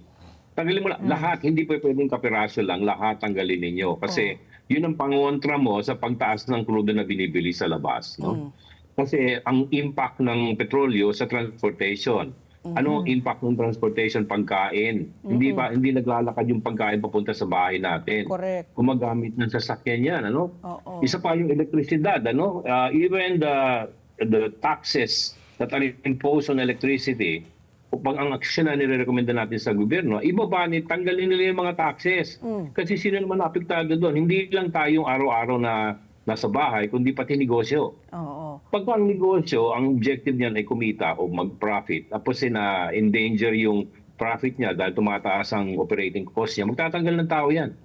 That will result in unemployment. Lalong lalala yung problema ng gobyerno. So, quick action on the part of the government will help. Ang tao naman, tayo naman, pwede mo magpaypay muna tayo. Hindi yung buong araw naka-air condition po tayo kahit na mainit. No? Meron din tayong kailangan gampanan bilang citizen para magtipid. Oo. So just to recap po what you said, no, remove all taxes. Ito yung VAT at excise tax sa mga petroleum products, plus pati sa kuryente. Did I hear right? Ano po, which component po sa kuryente? Alin tax po doon? VAT? May tax, tingnan nila, ang gobyerno ang magdesisyon kung ano yung taxes na tatanggalin nila. No? Oo. VAT or whatever that is imposed on the consumption of electricity. No? Oo. Yun ang kailangan natin ayusin yan. Ano? Bigyan nila ng preference yung subsidies, lalo na sa mga negosyo. Kasi ayaw magkaroon ng unemployment pag nagsarahan yung mga factory na yan. Yung 73 crisis, tingnan niyo yung mirror image yan . Yeah. Ano ba nangyari ng 73? Di ba? Oo, nagrasyon. Si Asyong Aksaya. Naalala niyo yun? Ako naalala ko yun. Napaghahalata. Pero I hate to admit it, but I really remember that. Oo, Asyong di ba? Aksaya. Kahit na gusto mo bumili ng petrolyo, di pwede, may kupon. May Kailangan kupon. punta ka sa barangay. Di ba? Okay. Mabigat ang impact niya. Kaya lang, sa akin lang, tayong lahat, gobyerno at saka ordinaryong tao, medyo magising-gising tayo ng konti na hinaharap natin na seryoso. Oo, correct. Seryoso itong crisis na ito. Matindi ito. Kasi matagal-tagal na rin hindi naramdaman ng mga Pilipino yung crisis. 1970s pa nga po yung huli. Panahon ni Oo. FM Senior, ng tatay ni BBM. Naalala ko yun. Talaga namang meant to be yata sa mga Marcos na magkaroon ng oil crisis. Oo. Ito naman, Sir Joe, ngayon na nga pong araw na ito, sisimulan po ng administrasyon ni Pangulong BBM ang pamahamahagi po ng ayuda para po nag-umpisa siya sa mga tricycle drivers dito sa Metro Manila. Ano po masasabi nyo na tuwing na lang may oil crisis, parang yung ayuda na lang po yung kaagarang solusyon? Sabi naman po di ba, alam naman po natin, according to some economists nga, this is not sustainable. So, ano po masasabi nyo sa ayuda giving na to? Ayuda ngayong buwan na ito, may ayuda, next month wala. Paano yun? Saka pangalawa, yung ayuda, minsan bato-bato sa langit, hindi ka naman nilalahat. 10,000 dapat yung ayuda nakakarating sa tao, iba hindi 10,000. Oo, may commission na. Kaya nga sabi ko, pag taxes ang tinira mo, lahat ng tao may impact sa kanila na positibo. Kasi tinanggal mo yung taxes Tinulungan mo yung nagmamanufacture ng pagkain, yung mga transportation. Dahil tinulungan mo yun, natulungan mo ang tao. Mas efficient yun. Isang button lang, tanggalin lahat yung tax. Tapos. Oo. Kasi ako, I'll just play devil's advocate. Narinig ko yung interview po ni Solita Monsod, and she's against this. Sabi niya targeted dapat. Kasi pag tanggalin itong VAT at excise tax, lahat, syempre, will benefit, no? So baka mawalan po ng 300 billion, yun naman po talagang kailangan rin ng ating gobyerno para sa mga infrastruktura and for whatever reason. Do you prefer, you prefer a blanket tax, hindi targeted? Blanket yan. Pwede sabihin ng doktor, magpunas-punas ka muna kasi nilalagnat ka. Or uminom ka ng antibiotiko kasi malala yung sakit mo. Ano ba ito? Malalang sakit ba ito? Hindi. Malala ito antibiotiko kailangan mo rito. Kaya lahat ng action mo dito dapat massive and dramatic. Ganun dapat para impactful. Kasi kung walang saysay yan, mag-aspirin ka lang or biogesic ka lang. Pero meron ka infection. Walang ay 2 linggo na hindi ka pag gumagaling. Parang band-aid solution lang yun Band-aid nangyayari. solution. Band-aid Band-aid yun pag targeted. Pero Pero Sir Joe, kung sakali, no, and malamang sa alamang, hindi po talaga naman nila tatanggalin lahat ng tax. Kasi talagang umaasa tayo dyan eh. Ano pang mga iba yung nakikita mga solusyon na pwede pong gawin? Dapat ho ba, huwag na natin hintayin? Dapat ba ngayon pa lang magrasyon na po tayo sa mga private sector? Imbes na kunyari 50 liters a month or whatever, something that is doable. Kasi, Ang pinaka-matinding issue kasi ngayon, inventaryo ng petroleum products. Correct. No? Namuran tayo. Oo. Ngayon, kung ang halimbawa, alam mo naman na di ba, wala kang pera, malayo pa yung sweldo, di ba? 500 na lang, tapos bibili ka pa ng bagong-bago sapatos. Mali yun eh. Yes. Kasi that's normal spending for you. Pagka alam mo na hindi ka aabot dun sa sweldo, medyo, ate, tipid-tipirin mo yung pera mo, no? Gis-gis muna. Huwag kang gastos ang gastos. So, ganun din yan. If we have low inventory, the government needs to help people reduce Yes. the consumption. Yun ang sinasabi ko. Bawasan natin yung konsumo. Minsan, pag hindi sumunod, talaga naman minsan massive measures ang kailangan mo nang gawin. Kamukha ng rationing. Ayun yung sumunod, pag titipid sa gasolina, ito ration mo, hanggang dyan ka lang. Oo. So, yun. Well, baka dapat magrasyon na tayo. Sige, Ricky. So sir, ito naman po, no, nagpatupad na nga po yung pamahalaan natin ng 4-day work week. Ano po naman yung sa tingin nyo dito, would it help ba talaga? Kasi ako po, honestly, pag-uusapan po namin ni Patpi kaya, napansin ko, nabawasan ng 15 minutes yung kada biyahe ko. Hindi ko sure kung talaga pinakamalaking factor itong workday, 4-day work week natin, ano? Kayo po ba, sang-ayon po kayo dito? At sang-ayon din po ba kayo na halimbawa, baka naman yung private sector din? Baka yung private bawasan sector. pa nila. Bawasan Alam pa. mo bakit? Oh. Kasi pinakamalaking employer sa Pilipinas, gobyerno eh. Yan yung sumasakay sa mga transport natin na yung mass transport at saka yung may dalang sasakyan. Gobyerno yan. So therefore, if you want massive impact, like for example, sundalo lang natin 500,000 eh. Ilan yung civil, yung workers natin sa gobyerno? Without impairing the function of government, of course, you will reduce the capacity of the government to facilitate things faster. But that is for a greater good, which is to reduce consumption. Alam mo, kung kukunti pumapasok sa opisina, hindi mo kailangan nakabukas yung buong aircon ng buong building mo. Correct. Yung aircon, taga-sip-sip ng petrolyo yan eh. Oo. Pero in terms of efficiency, at yun na nga, I see, no, that for conservative measures. Pero kung gagawin na lang natin 3-day work week, so paano ba parang ngayon, kasi 8, magiging 10 hours pa 4-day work week. Baka maging 12. Wala nang tulugan. Baka yung output naman nila, hindi magiging... Huwag mong dagdagan yan. Kaya nga sinasabi ko nung araw pa sa gobyerno, dapat nag-digital na kayo eh. Hindi yan umaasa ka lagi ng maraming tao. Di ba? Bakit umaasa ka lagi sa pala? May backhoe naman. You should embrace technology and look for ways by which you have less number of people, no, running government. Ibig sabihin, kahit na skeleton force, dapat tumakbo yan. May tinatawag tayong skeleton force eh. The number of people brought to a bare minimum but will still allow the government to function. Tatanggapin ng tao yung bumagal. Kasi seryoso yung problema. We have to impress upon people na seryoso itong problema na ito. Kasi hindi nila na-experience yung 73. Marami sa mga worker natin, millennials saka Gen X eh. Hindi nila alam gaano kahirap nung panahon na yun. Naku po.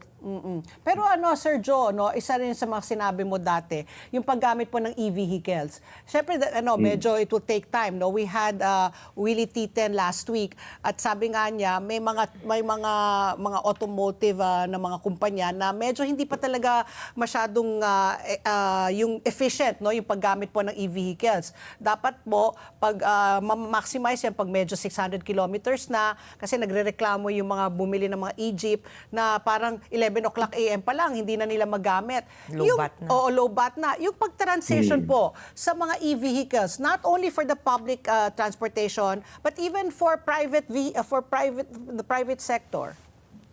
Ang e-vehicles kasi ngayon, no, marami yan, no? May tricycle, may auto, may jeep, may bus, no?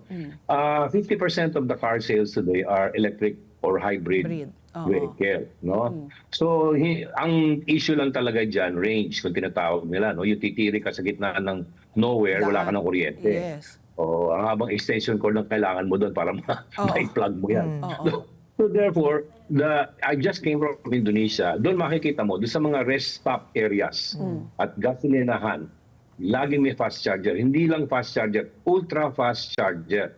In 15 minutes, nakaraan yung EV mo. Makikita mo sa kanila, maaga na nilang inadapt yung hybrid or electric vehicles.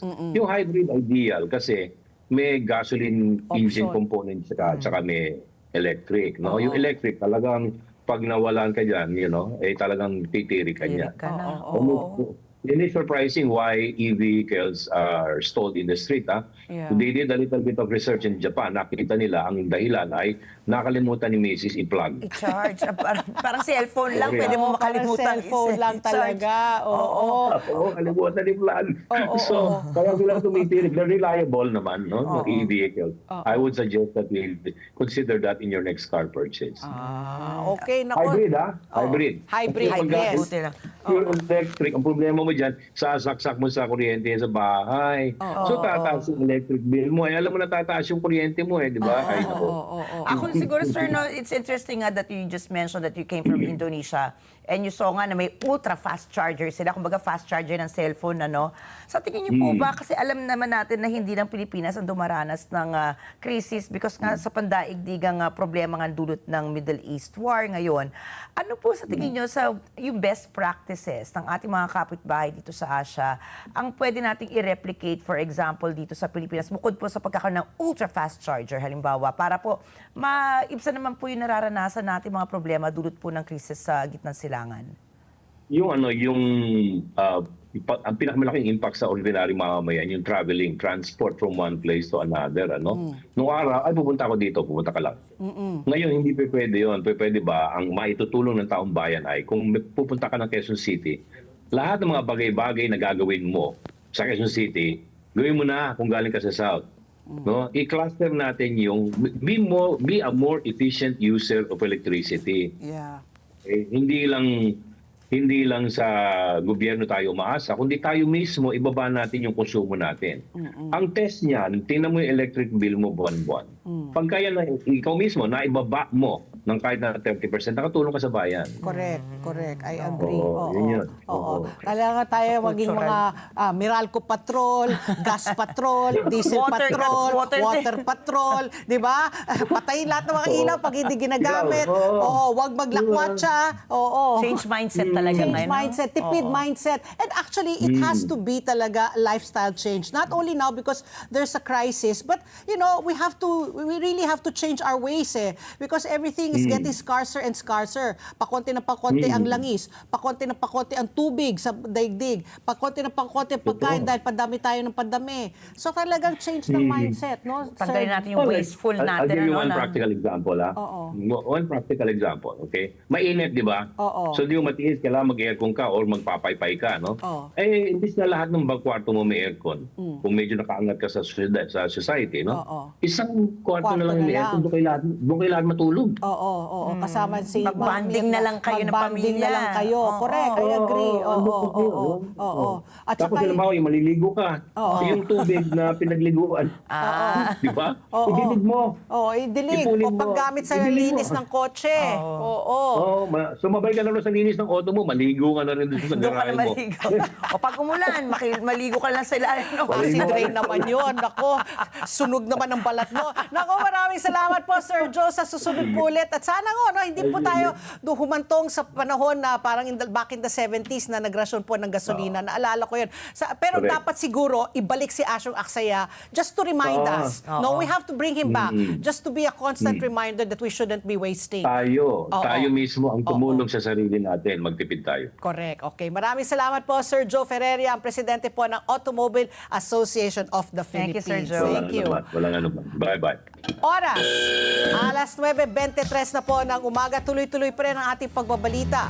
Nahabol ng kampo ni Vice President Sara Duterte ang deadline ng Kamara de Representantes para siya po ay magkomento sa dalawa niyang impeachment case. Pero nilinaw po ni VP Sara na tumugon siya na may pag-aatubili. Tila ipinahawatig din niya na hindi niya tinatanggap ang jurisdiksyon ng Kamara. Itinanggi rin po ni Vice President Sara ang impeachment complaint ng religious leader na si Joel Sabala at ng abogadong si Nathaniel Cabrera sa kanyang 15 pahinang consolidated verified answer ad cautelam. With caution ang ibig sabihin ng aut catelam. O may pag-iingat ang ibig sabihin po ng aut catelam. Ayon po sa tagapagsalita ni VP Sara na si Attorney Michael Powa, ipinadala nila ang kanilang tugon sa komite bandang alas 4:30 kahapon. Aba, talagang photo finish. Buzzer beater. Tinukoy anya ng answer ad cotelam na VP Sara na hindi naglalaman ng ultimate facts na hinihingi ng mga panuntunan ang mga impeachment complaint laban dito. Ayon po kay Committee Member Bicol Saro Representative Terry Ridon, hindi direktang sinagot ni Duterte ang mga aligasyong nilalaman ng mga impeachment complaint. Imbes na direktang tumugon sa mga aligasyon, tinatangka lang anya ni VP Sara na hamunin ang mismong proseso ng impeachment base po sa maling interpretasyon anya ng due process at ng konsepto ng ultimate facts sa mga impeachment case. Samantala, itinanggi naman po ng National Unity Party na protector daw sila ng mga Duterte. Ito po iginiit ni NUP Chairman at House Deputy Speaker Antipolo Representative Ronaldo Puno sa harap po ng mga batikos na pinoprotektahan ng NUP ang mga Duterte dahil sa paghahayag nito ng pagdududa sa lakas ng impeachment case laban po kay Vice President Sara. Iginiit po ni Congressman Puno na nagsimula sa mga hakbang ng ilang miyembro ng NUP mula pa noong ika-19 ng Kongreso ang pag-iimbestiga kay VP Sara. Ang mga resulta anya ng mga investigasyon ang naging laman ng mga impeachment complaint na inihain laban kay VP Sara noong 19th at ngayon 20th Congress na. Sa isang pahayag, muling iginiit ng NUP ang nauna na itong posisyon ng trabaho ng Committee on Justice ay dapat magresulta sa kasong impeachment na legal at kapani-paniwala base po sa ebidensya. Kung walaan nila ang matibay na ebidensya, hindi susuportang NUP sa impeachment. At dahil dito, Ricky, kukwento ko lang, kahapon nung nanonood ako ng news, yung NUP, disgruntled talaga sila sa pamamahala ni Speaker Bogie D. Kasi sabi nila, wala daw budget ang lumalabas. Puro daw for later release yung FLR. Sabi nila, nakatenga. Tapos, anong mangyayari ngayon, di ba? First quarter, patapos na. So, alam naman natin, kailangan bumaba rin ng pondo para sa infrastruktura, para sa mga ibang mga proyekto ng mga LGUs. So, may mga usapin nga na baka magkaroon na naman ng coup sa Kamara de Representantes because NUP is the second largest party in Congress. So, if they're not happy, what's to stop the others from joining and then change again the leadership, which is not going to be good.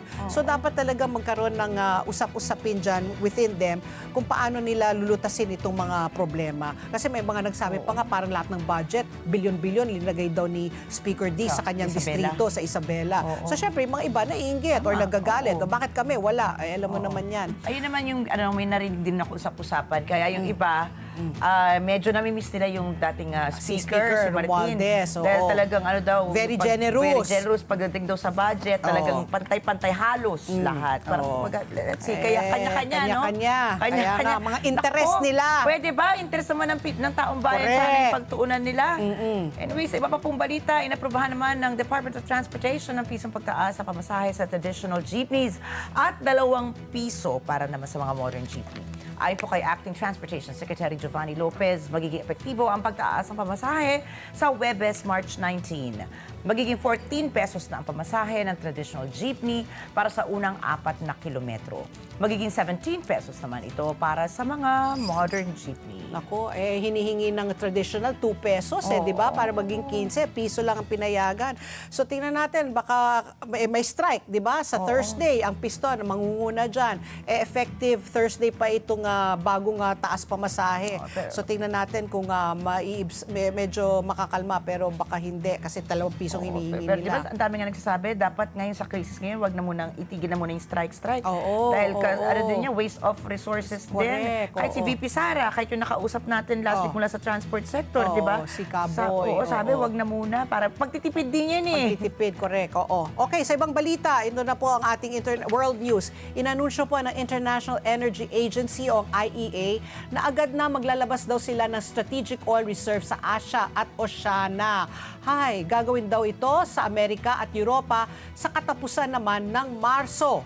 Napagkasunduan ng mga miyembro ng IEA noong March 11 na gamitin ang mga oil stockpile para ibsan ang pagtaas ng presyo ng langis dahil po nga sa sigalot dyan po sa gitnang silangan. Ayon po sa IEA, nasa 271.7 million barrels ng government-managed stocks ang ilalabas sa buong mundo. Ito na daw ang ika-6 na emergency stockpile release sa kasaysayan ng IEA at ang kauna-unahang mula ng salakayin ng Russia ang Ukraine noong 2022.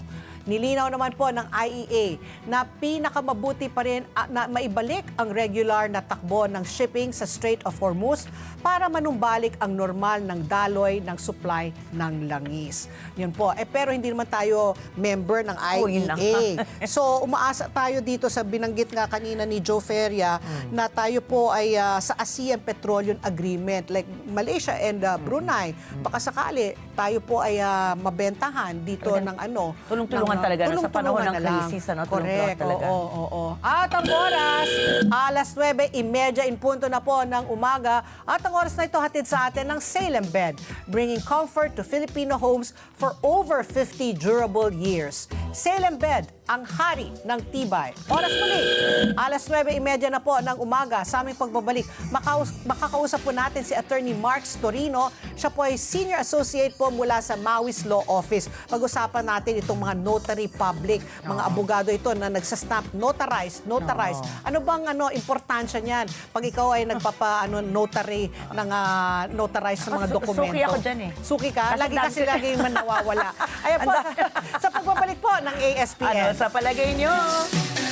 Ang sigaw ng Pinoy Nation. Oras! Alas 9:33 na po ng umaga at kasama na po natin sa linya si Attorney Mark Storino. Siya pong Senior Associate po mula sa Maui's Law Office. Good morning po, Attorney Marks, and welcome po sa ASPN. Good morning, sir. Good morning, Miss Pat, Miss Nikki. Ayan. Okay, Attorney Marks, kami po ay napatawag para po ikaw po ay magbigay po sa amin ng Notary Public 101 para po mas maintindihan po namin yung importansya po ng Notary Public at bakit po siya kailangan talagang sinusundan, no? Hindi natin dapat ito baliwalain. Okay, sige. So, when you say a notary public kasi, it refers to individuals who are authorized to perform notarial acts. Okay? So, when we say notarial acts, ang pinaka-common dyan, lagi natin nakikita, is yung jurat tsaka acknowledgement. Okay? So, itong jurat, ito yung nakikita natin usually sa mga affidavit. Diba nakikita natin sa mga affidavit, meron yan usually sa dulo. Opo. Subscribed and sworn to before me. Diba? This 70th day of March, file exhibited to me. Is competent proof of identity. So itong jurat na to, nilalagay ito para i-attest na yung nagpirma ng affidavit, yung affiant, personally appeared before the notary public. And so yun yung subscribed part. Yeah. And that affiant took an oath or affirmation. So kaya nakalagay doon that the document was sworn to. Okay? So basically, the affiant took an oath or affirmation that the contents of the affidavit are true. Yun yung jurat. Yung isang pinaka-common na notarial act naman is yung acknowledgement. Okay. Ito yung nakikita natin sa mga kontrata. Deed of sale, deed of donation, yung mga extrajudicial settlement. Itong acknowledgement naman, basically, yung mga parties dun sa kontrata, they acknowledge before the notary public that their signature appearing on the document was voluntarily affixed, no? And that they fully understand the contents and consequences of the instrument. Document. If you want to present it as evidence, you don't need to present further evidence to prove its genuineness and authenticity. Kasi it is already presumed genuine kapag notaryado siya. So, kapag may issue ngayon, if for example, the opposing party contested the genuineness of the document, then the opposing party has the burden to prove that the document is not genuine or not authentic.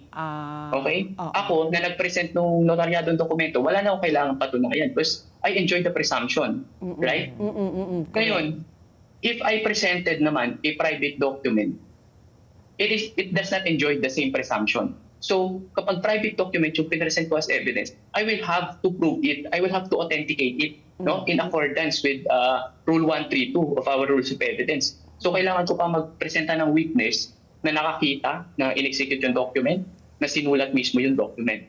Okay? Yun yung pagkakaiba. Oh, okay. Ito So parang pag notary, na-notarize siya, parang wala na, parang ano na, goes without saying, ano ito, legal. Legit no? siya, no? Legitimate Oo, siya. oo. Correct. Okay, sige po. Ito naman po, attorney, no, dahil nga nag-umpisa yan nabaltaan po natin si Alice Goba, Oo, yung doon biglang nag-umpisa. nagpanotaryo siya. Sa kotse.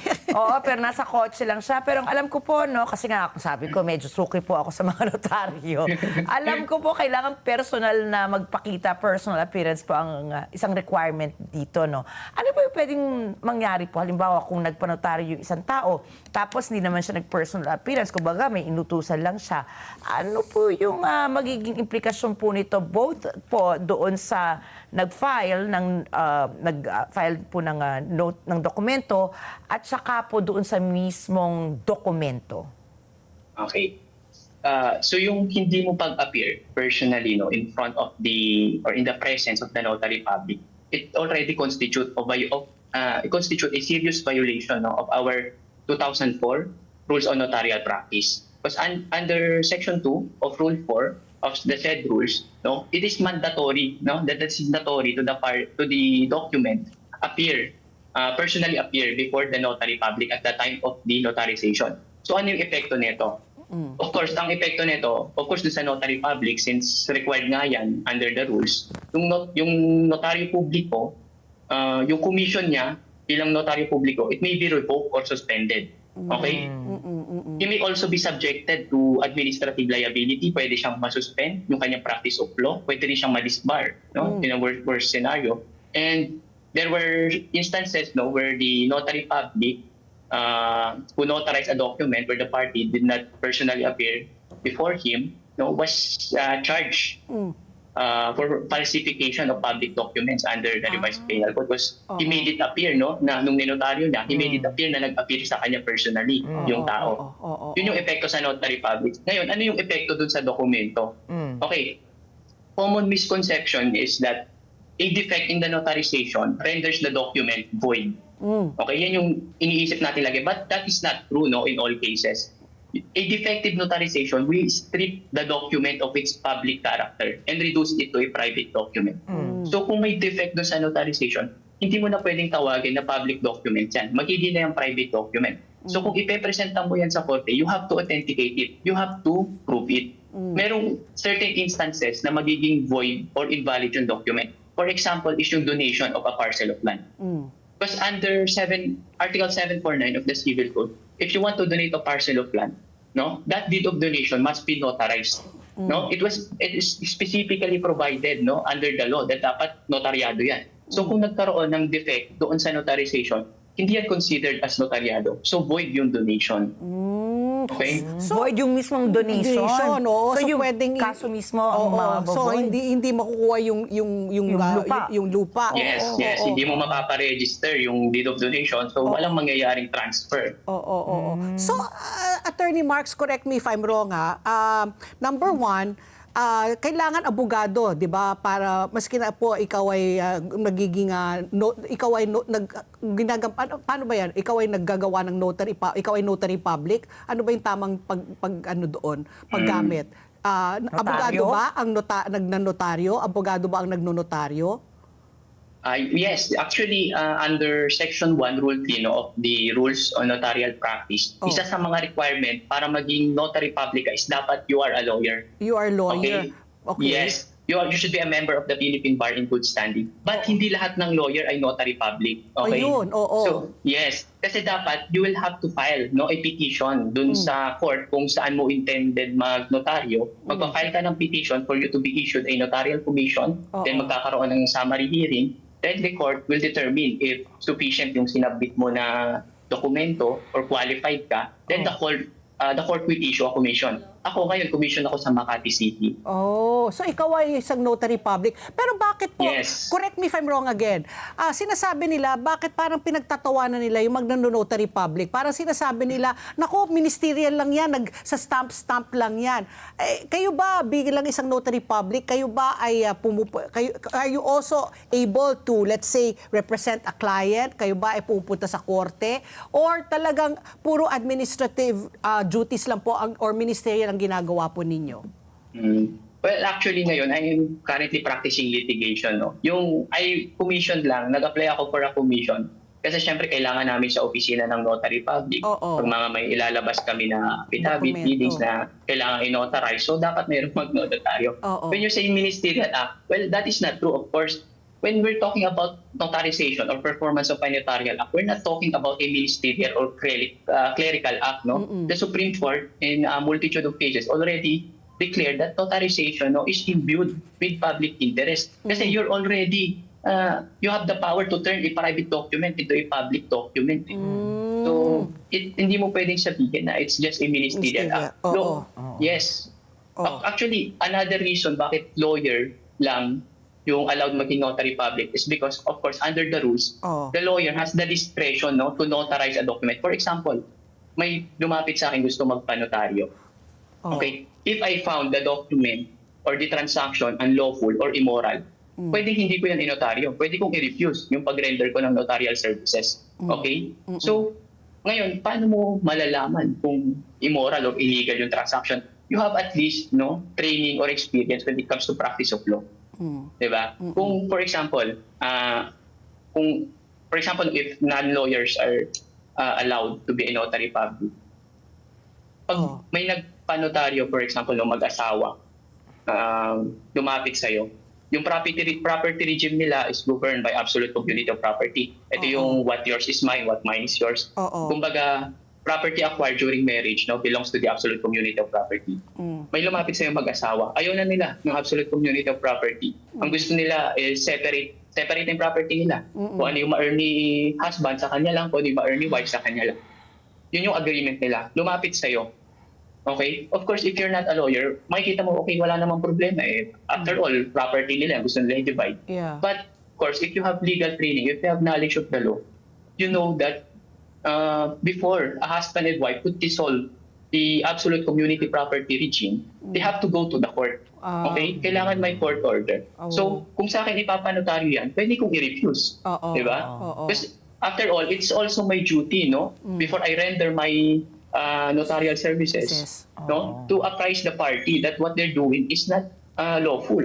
Oo. Ako dapat, kaya wag ismulin, pag sinabing notaryo. Kasi parang yung naging mindset at kultura po ng mga Pinoy, Kasi minsan talaga, sabi ko nga kay Patpi, may mga lugar nga na parang bigla na lang may sumulpot na notary office, Na parang in the middle of nowhere meron, kaya mapapaisip ka rin talaga.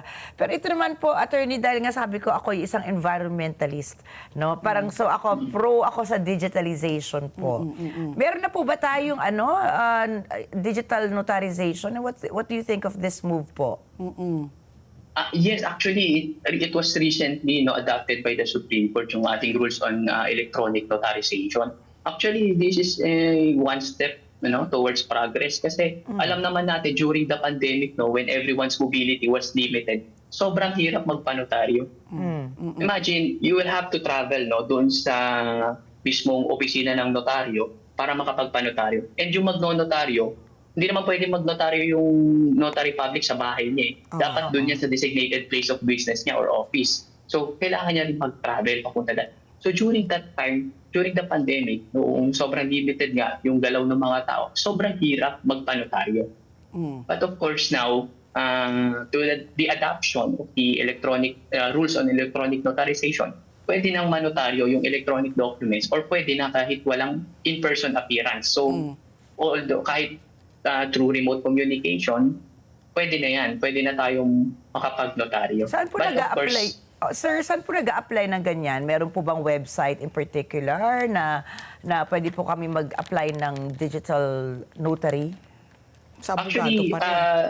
yes, lawyers pa rin yan. Ang mangyayari dyan, lawyers will have to file another petition. For example, even if you're a notary public commission under the 2004 rules, kung gusto mong maging electronic notary public, you will have to apply again, no? Again. For another commission.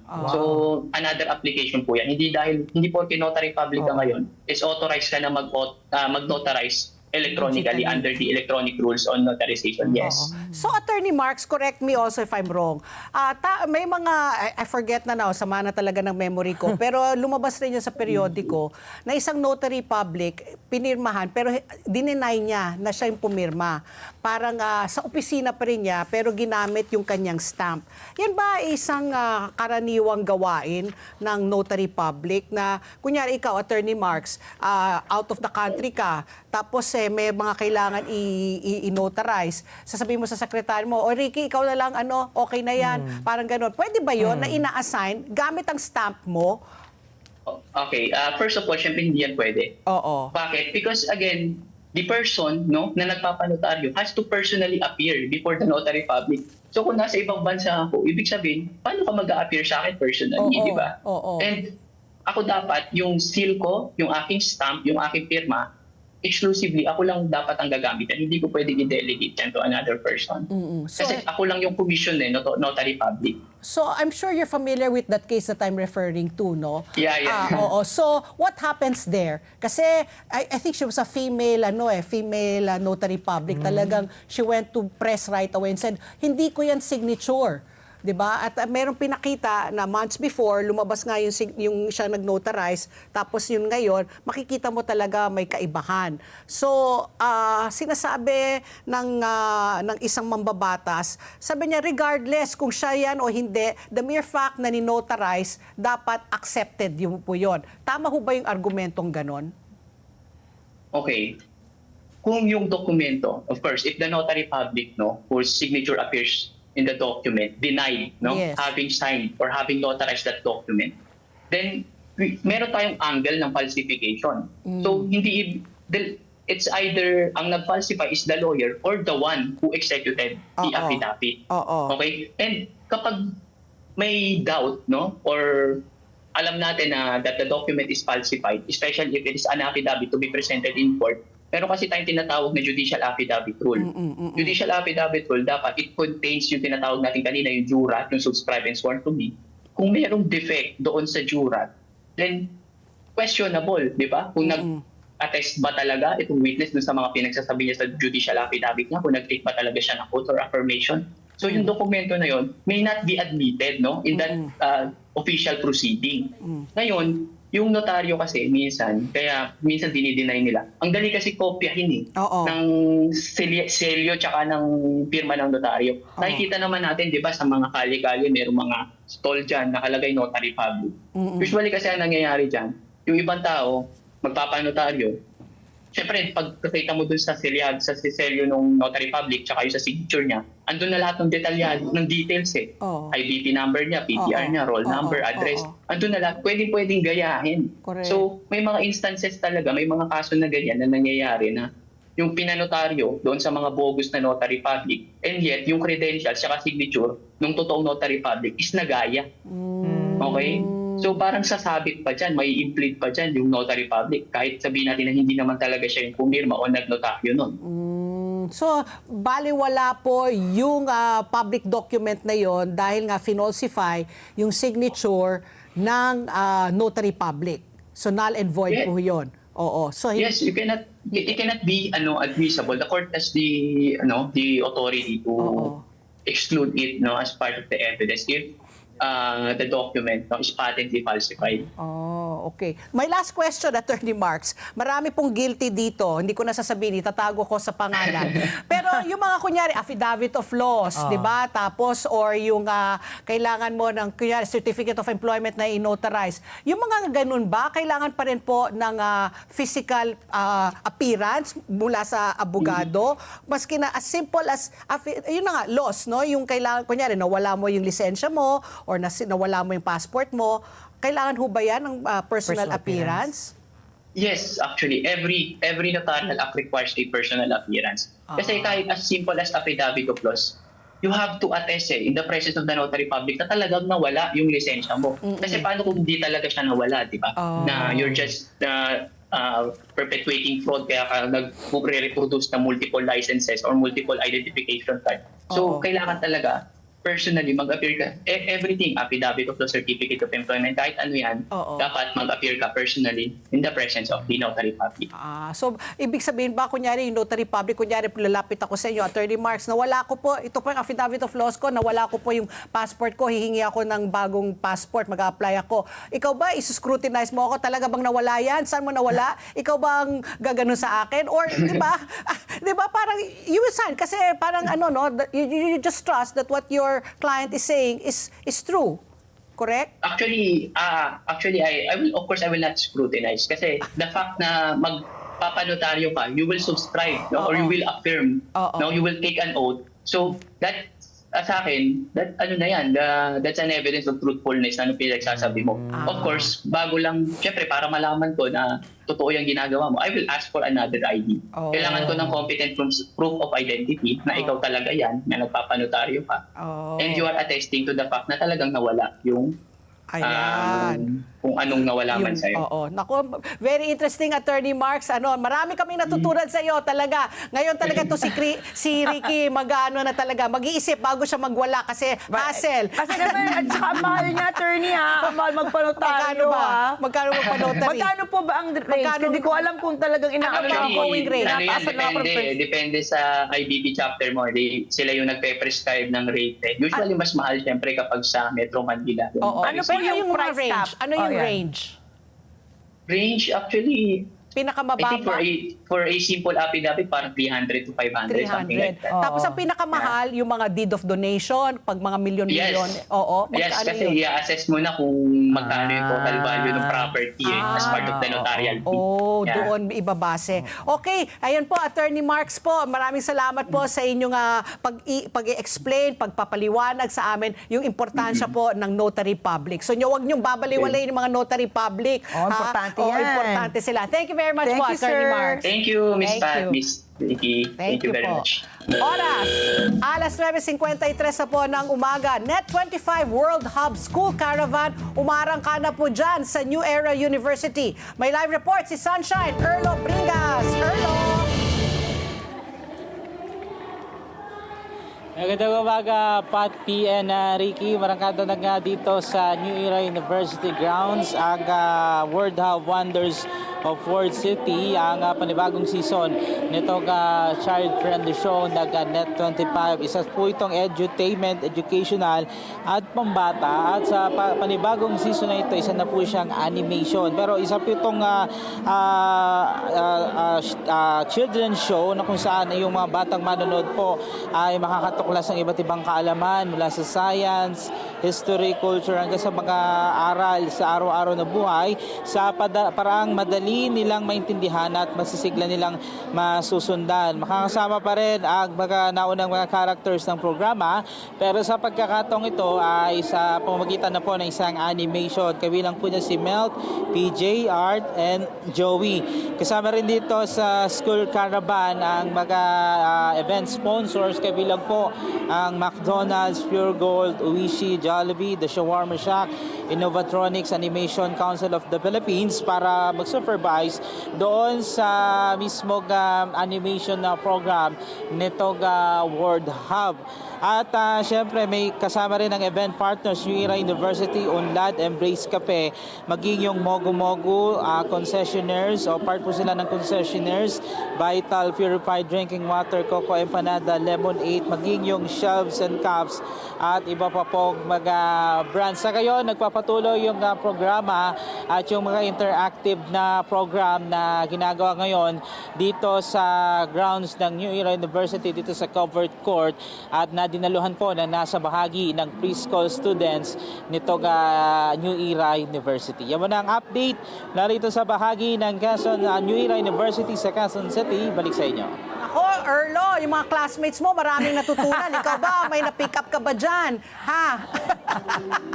Ayun, kaya tingnan mo napakatikas ang katawan ngayon ni Erlo. Parang nag-workout, to. Patpi, marami ako natutunan sa mga classmates ko tsaka mga teachers.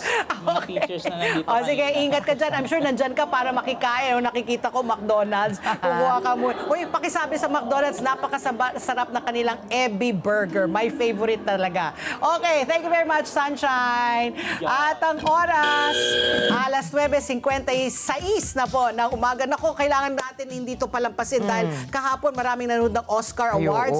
At nako, nakaka-proud kasi po isang Filipino-American cinematographer po. Ang pangalan niya si Autumn Durald Arcapao. Ang gumawa po ng kasaysayan sa Oscars. Nanalo siya bilang Best Cinematographer sa Academy Awards para sa pelikulang Sinners. Ito po ay isang Filipino-American cinematographer. Ang pangalan nga niya si Autumn Durald Arcapao. Siya po ang kaunahang babae sa kasaysayan po ng Oscars na nanalo sa naturang kategorya. Mahigit 9 na dekada rin daw pinaghirapan. Pinagharian ng mga lalaki ang award na ito bago siya ang nagwagi. Maya Jean, 90 years. First Diba? time in the history, a Filipina at that, a female and a Filipina at that won the award. Si Arcapao, si Autumn, ay isinilang sa California. Ang kanyang nanay ay isang Pilipina at ang kanyang ama ay isang African-American Creole. Ang dahilan upang maging isa siya sa mga personalidad na may Pinoy roots sa kinikilala sa Hollywood. Sa kanyang acceptance speech, sinikayat niya ang mga kababaihan sa industriya na tumayo bilang simbolo po ng kanilang kontribusyon sa paggawa po ng pelikula. Isang emosyonal na sandali na umani po ng malakas na palakpakan sa seremonya. At bago pa ang kanyang Oscar win, nakilala rin po si Autumn Arcapao sa kanyang mga proyekto tulad ng Black Panther, Wakanda Forever, at sa Marvel series na Loki. Tapos may nabasa ako, deserve na deserve. Kasama pa niya yung anak niya. Oh, ang cute. Oo, tumakbo Nako, sa kanya. she makes the Philippines very proud. Congratulations po ulit kay Miss Autumn Arcapao. At ang oras, alas 9:58 na po ng umaga. ESPN pa rin, ang sambayanan, pinusuan natin. Ito ang ating question of the day. Dagdag import at price cap o suporta sa magsasaka? Alin bang tunay na solusyon sa mahal na bigas at bakit? Panoorin po natin ito. Ay, nako, okay. Sumabit ang aming VTR. Ano na rin, wala rin gasolina. Naubusan ng gasolina. O bago kami magpaalam, happy birthday po kay Attorney Joe Frank Riego mula po sa Batasan Hills. Sino yung birthday magbibili ka? Wala ako ngayong birthday greetings. Wala ka ngayon? Wow, nako, baka... Mag-awag na mag-iipon ako. Okay, Ricky. Dito po sa ESPN, mahalagang inyong palagay, mahalagang bahagi yan ang paghanap natin sa katotohanan. Kaya sa bawat issue na papanahon, party po kayo ng diskusyon. At tandaan po, ang buhay po talaga ay hindi patagalan. Kung hindi pa sarapan, kaya sulitin po natin. Tawanan na po natin ang ating mga problema, mag-food trip tayo na masarap, gumala, pero dapat po mag-isip po tayo bago tayo gumala. At syempre po ay manalangin pa rin po tayo. Okay? Yan. At syempre, bukas, sasamahan nyo kami sa Ano sa Palagay Nyo? Susunod na po ang Kada Umaga. At mamaya 9:30 po ng gabi, mata ng Agla International, dito lamang sa Net 25. Happy Tuesday!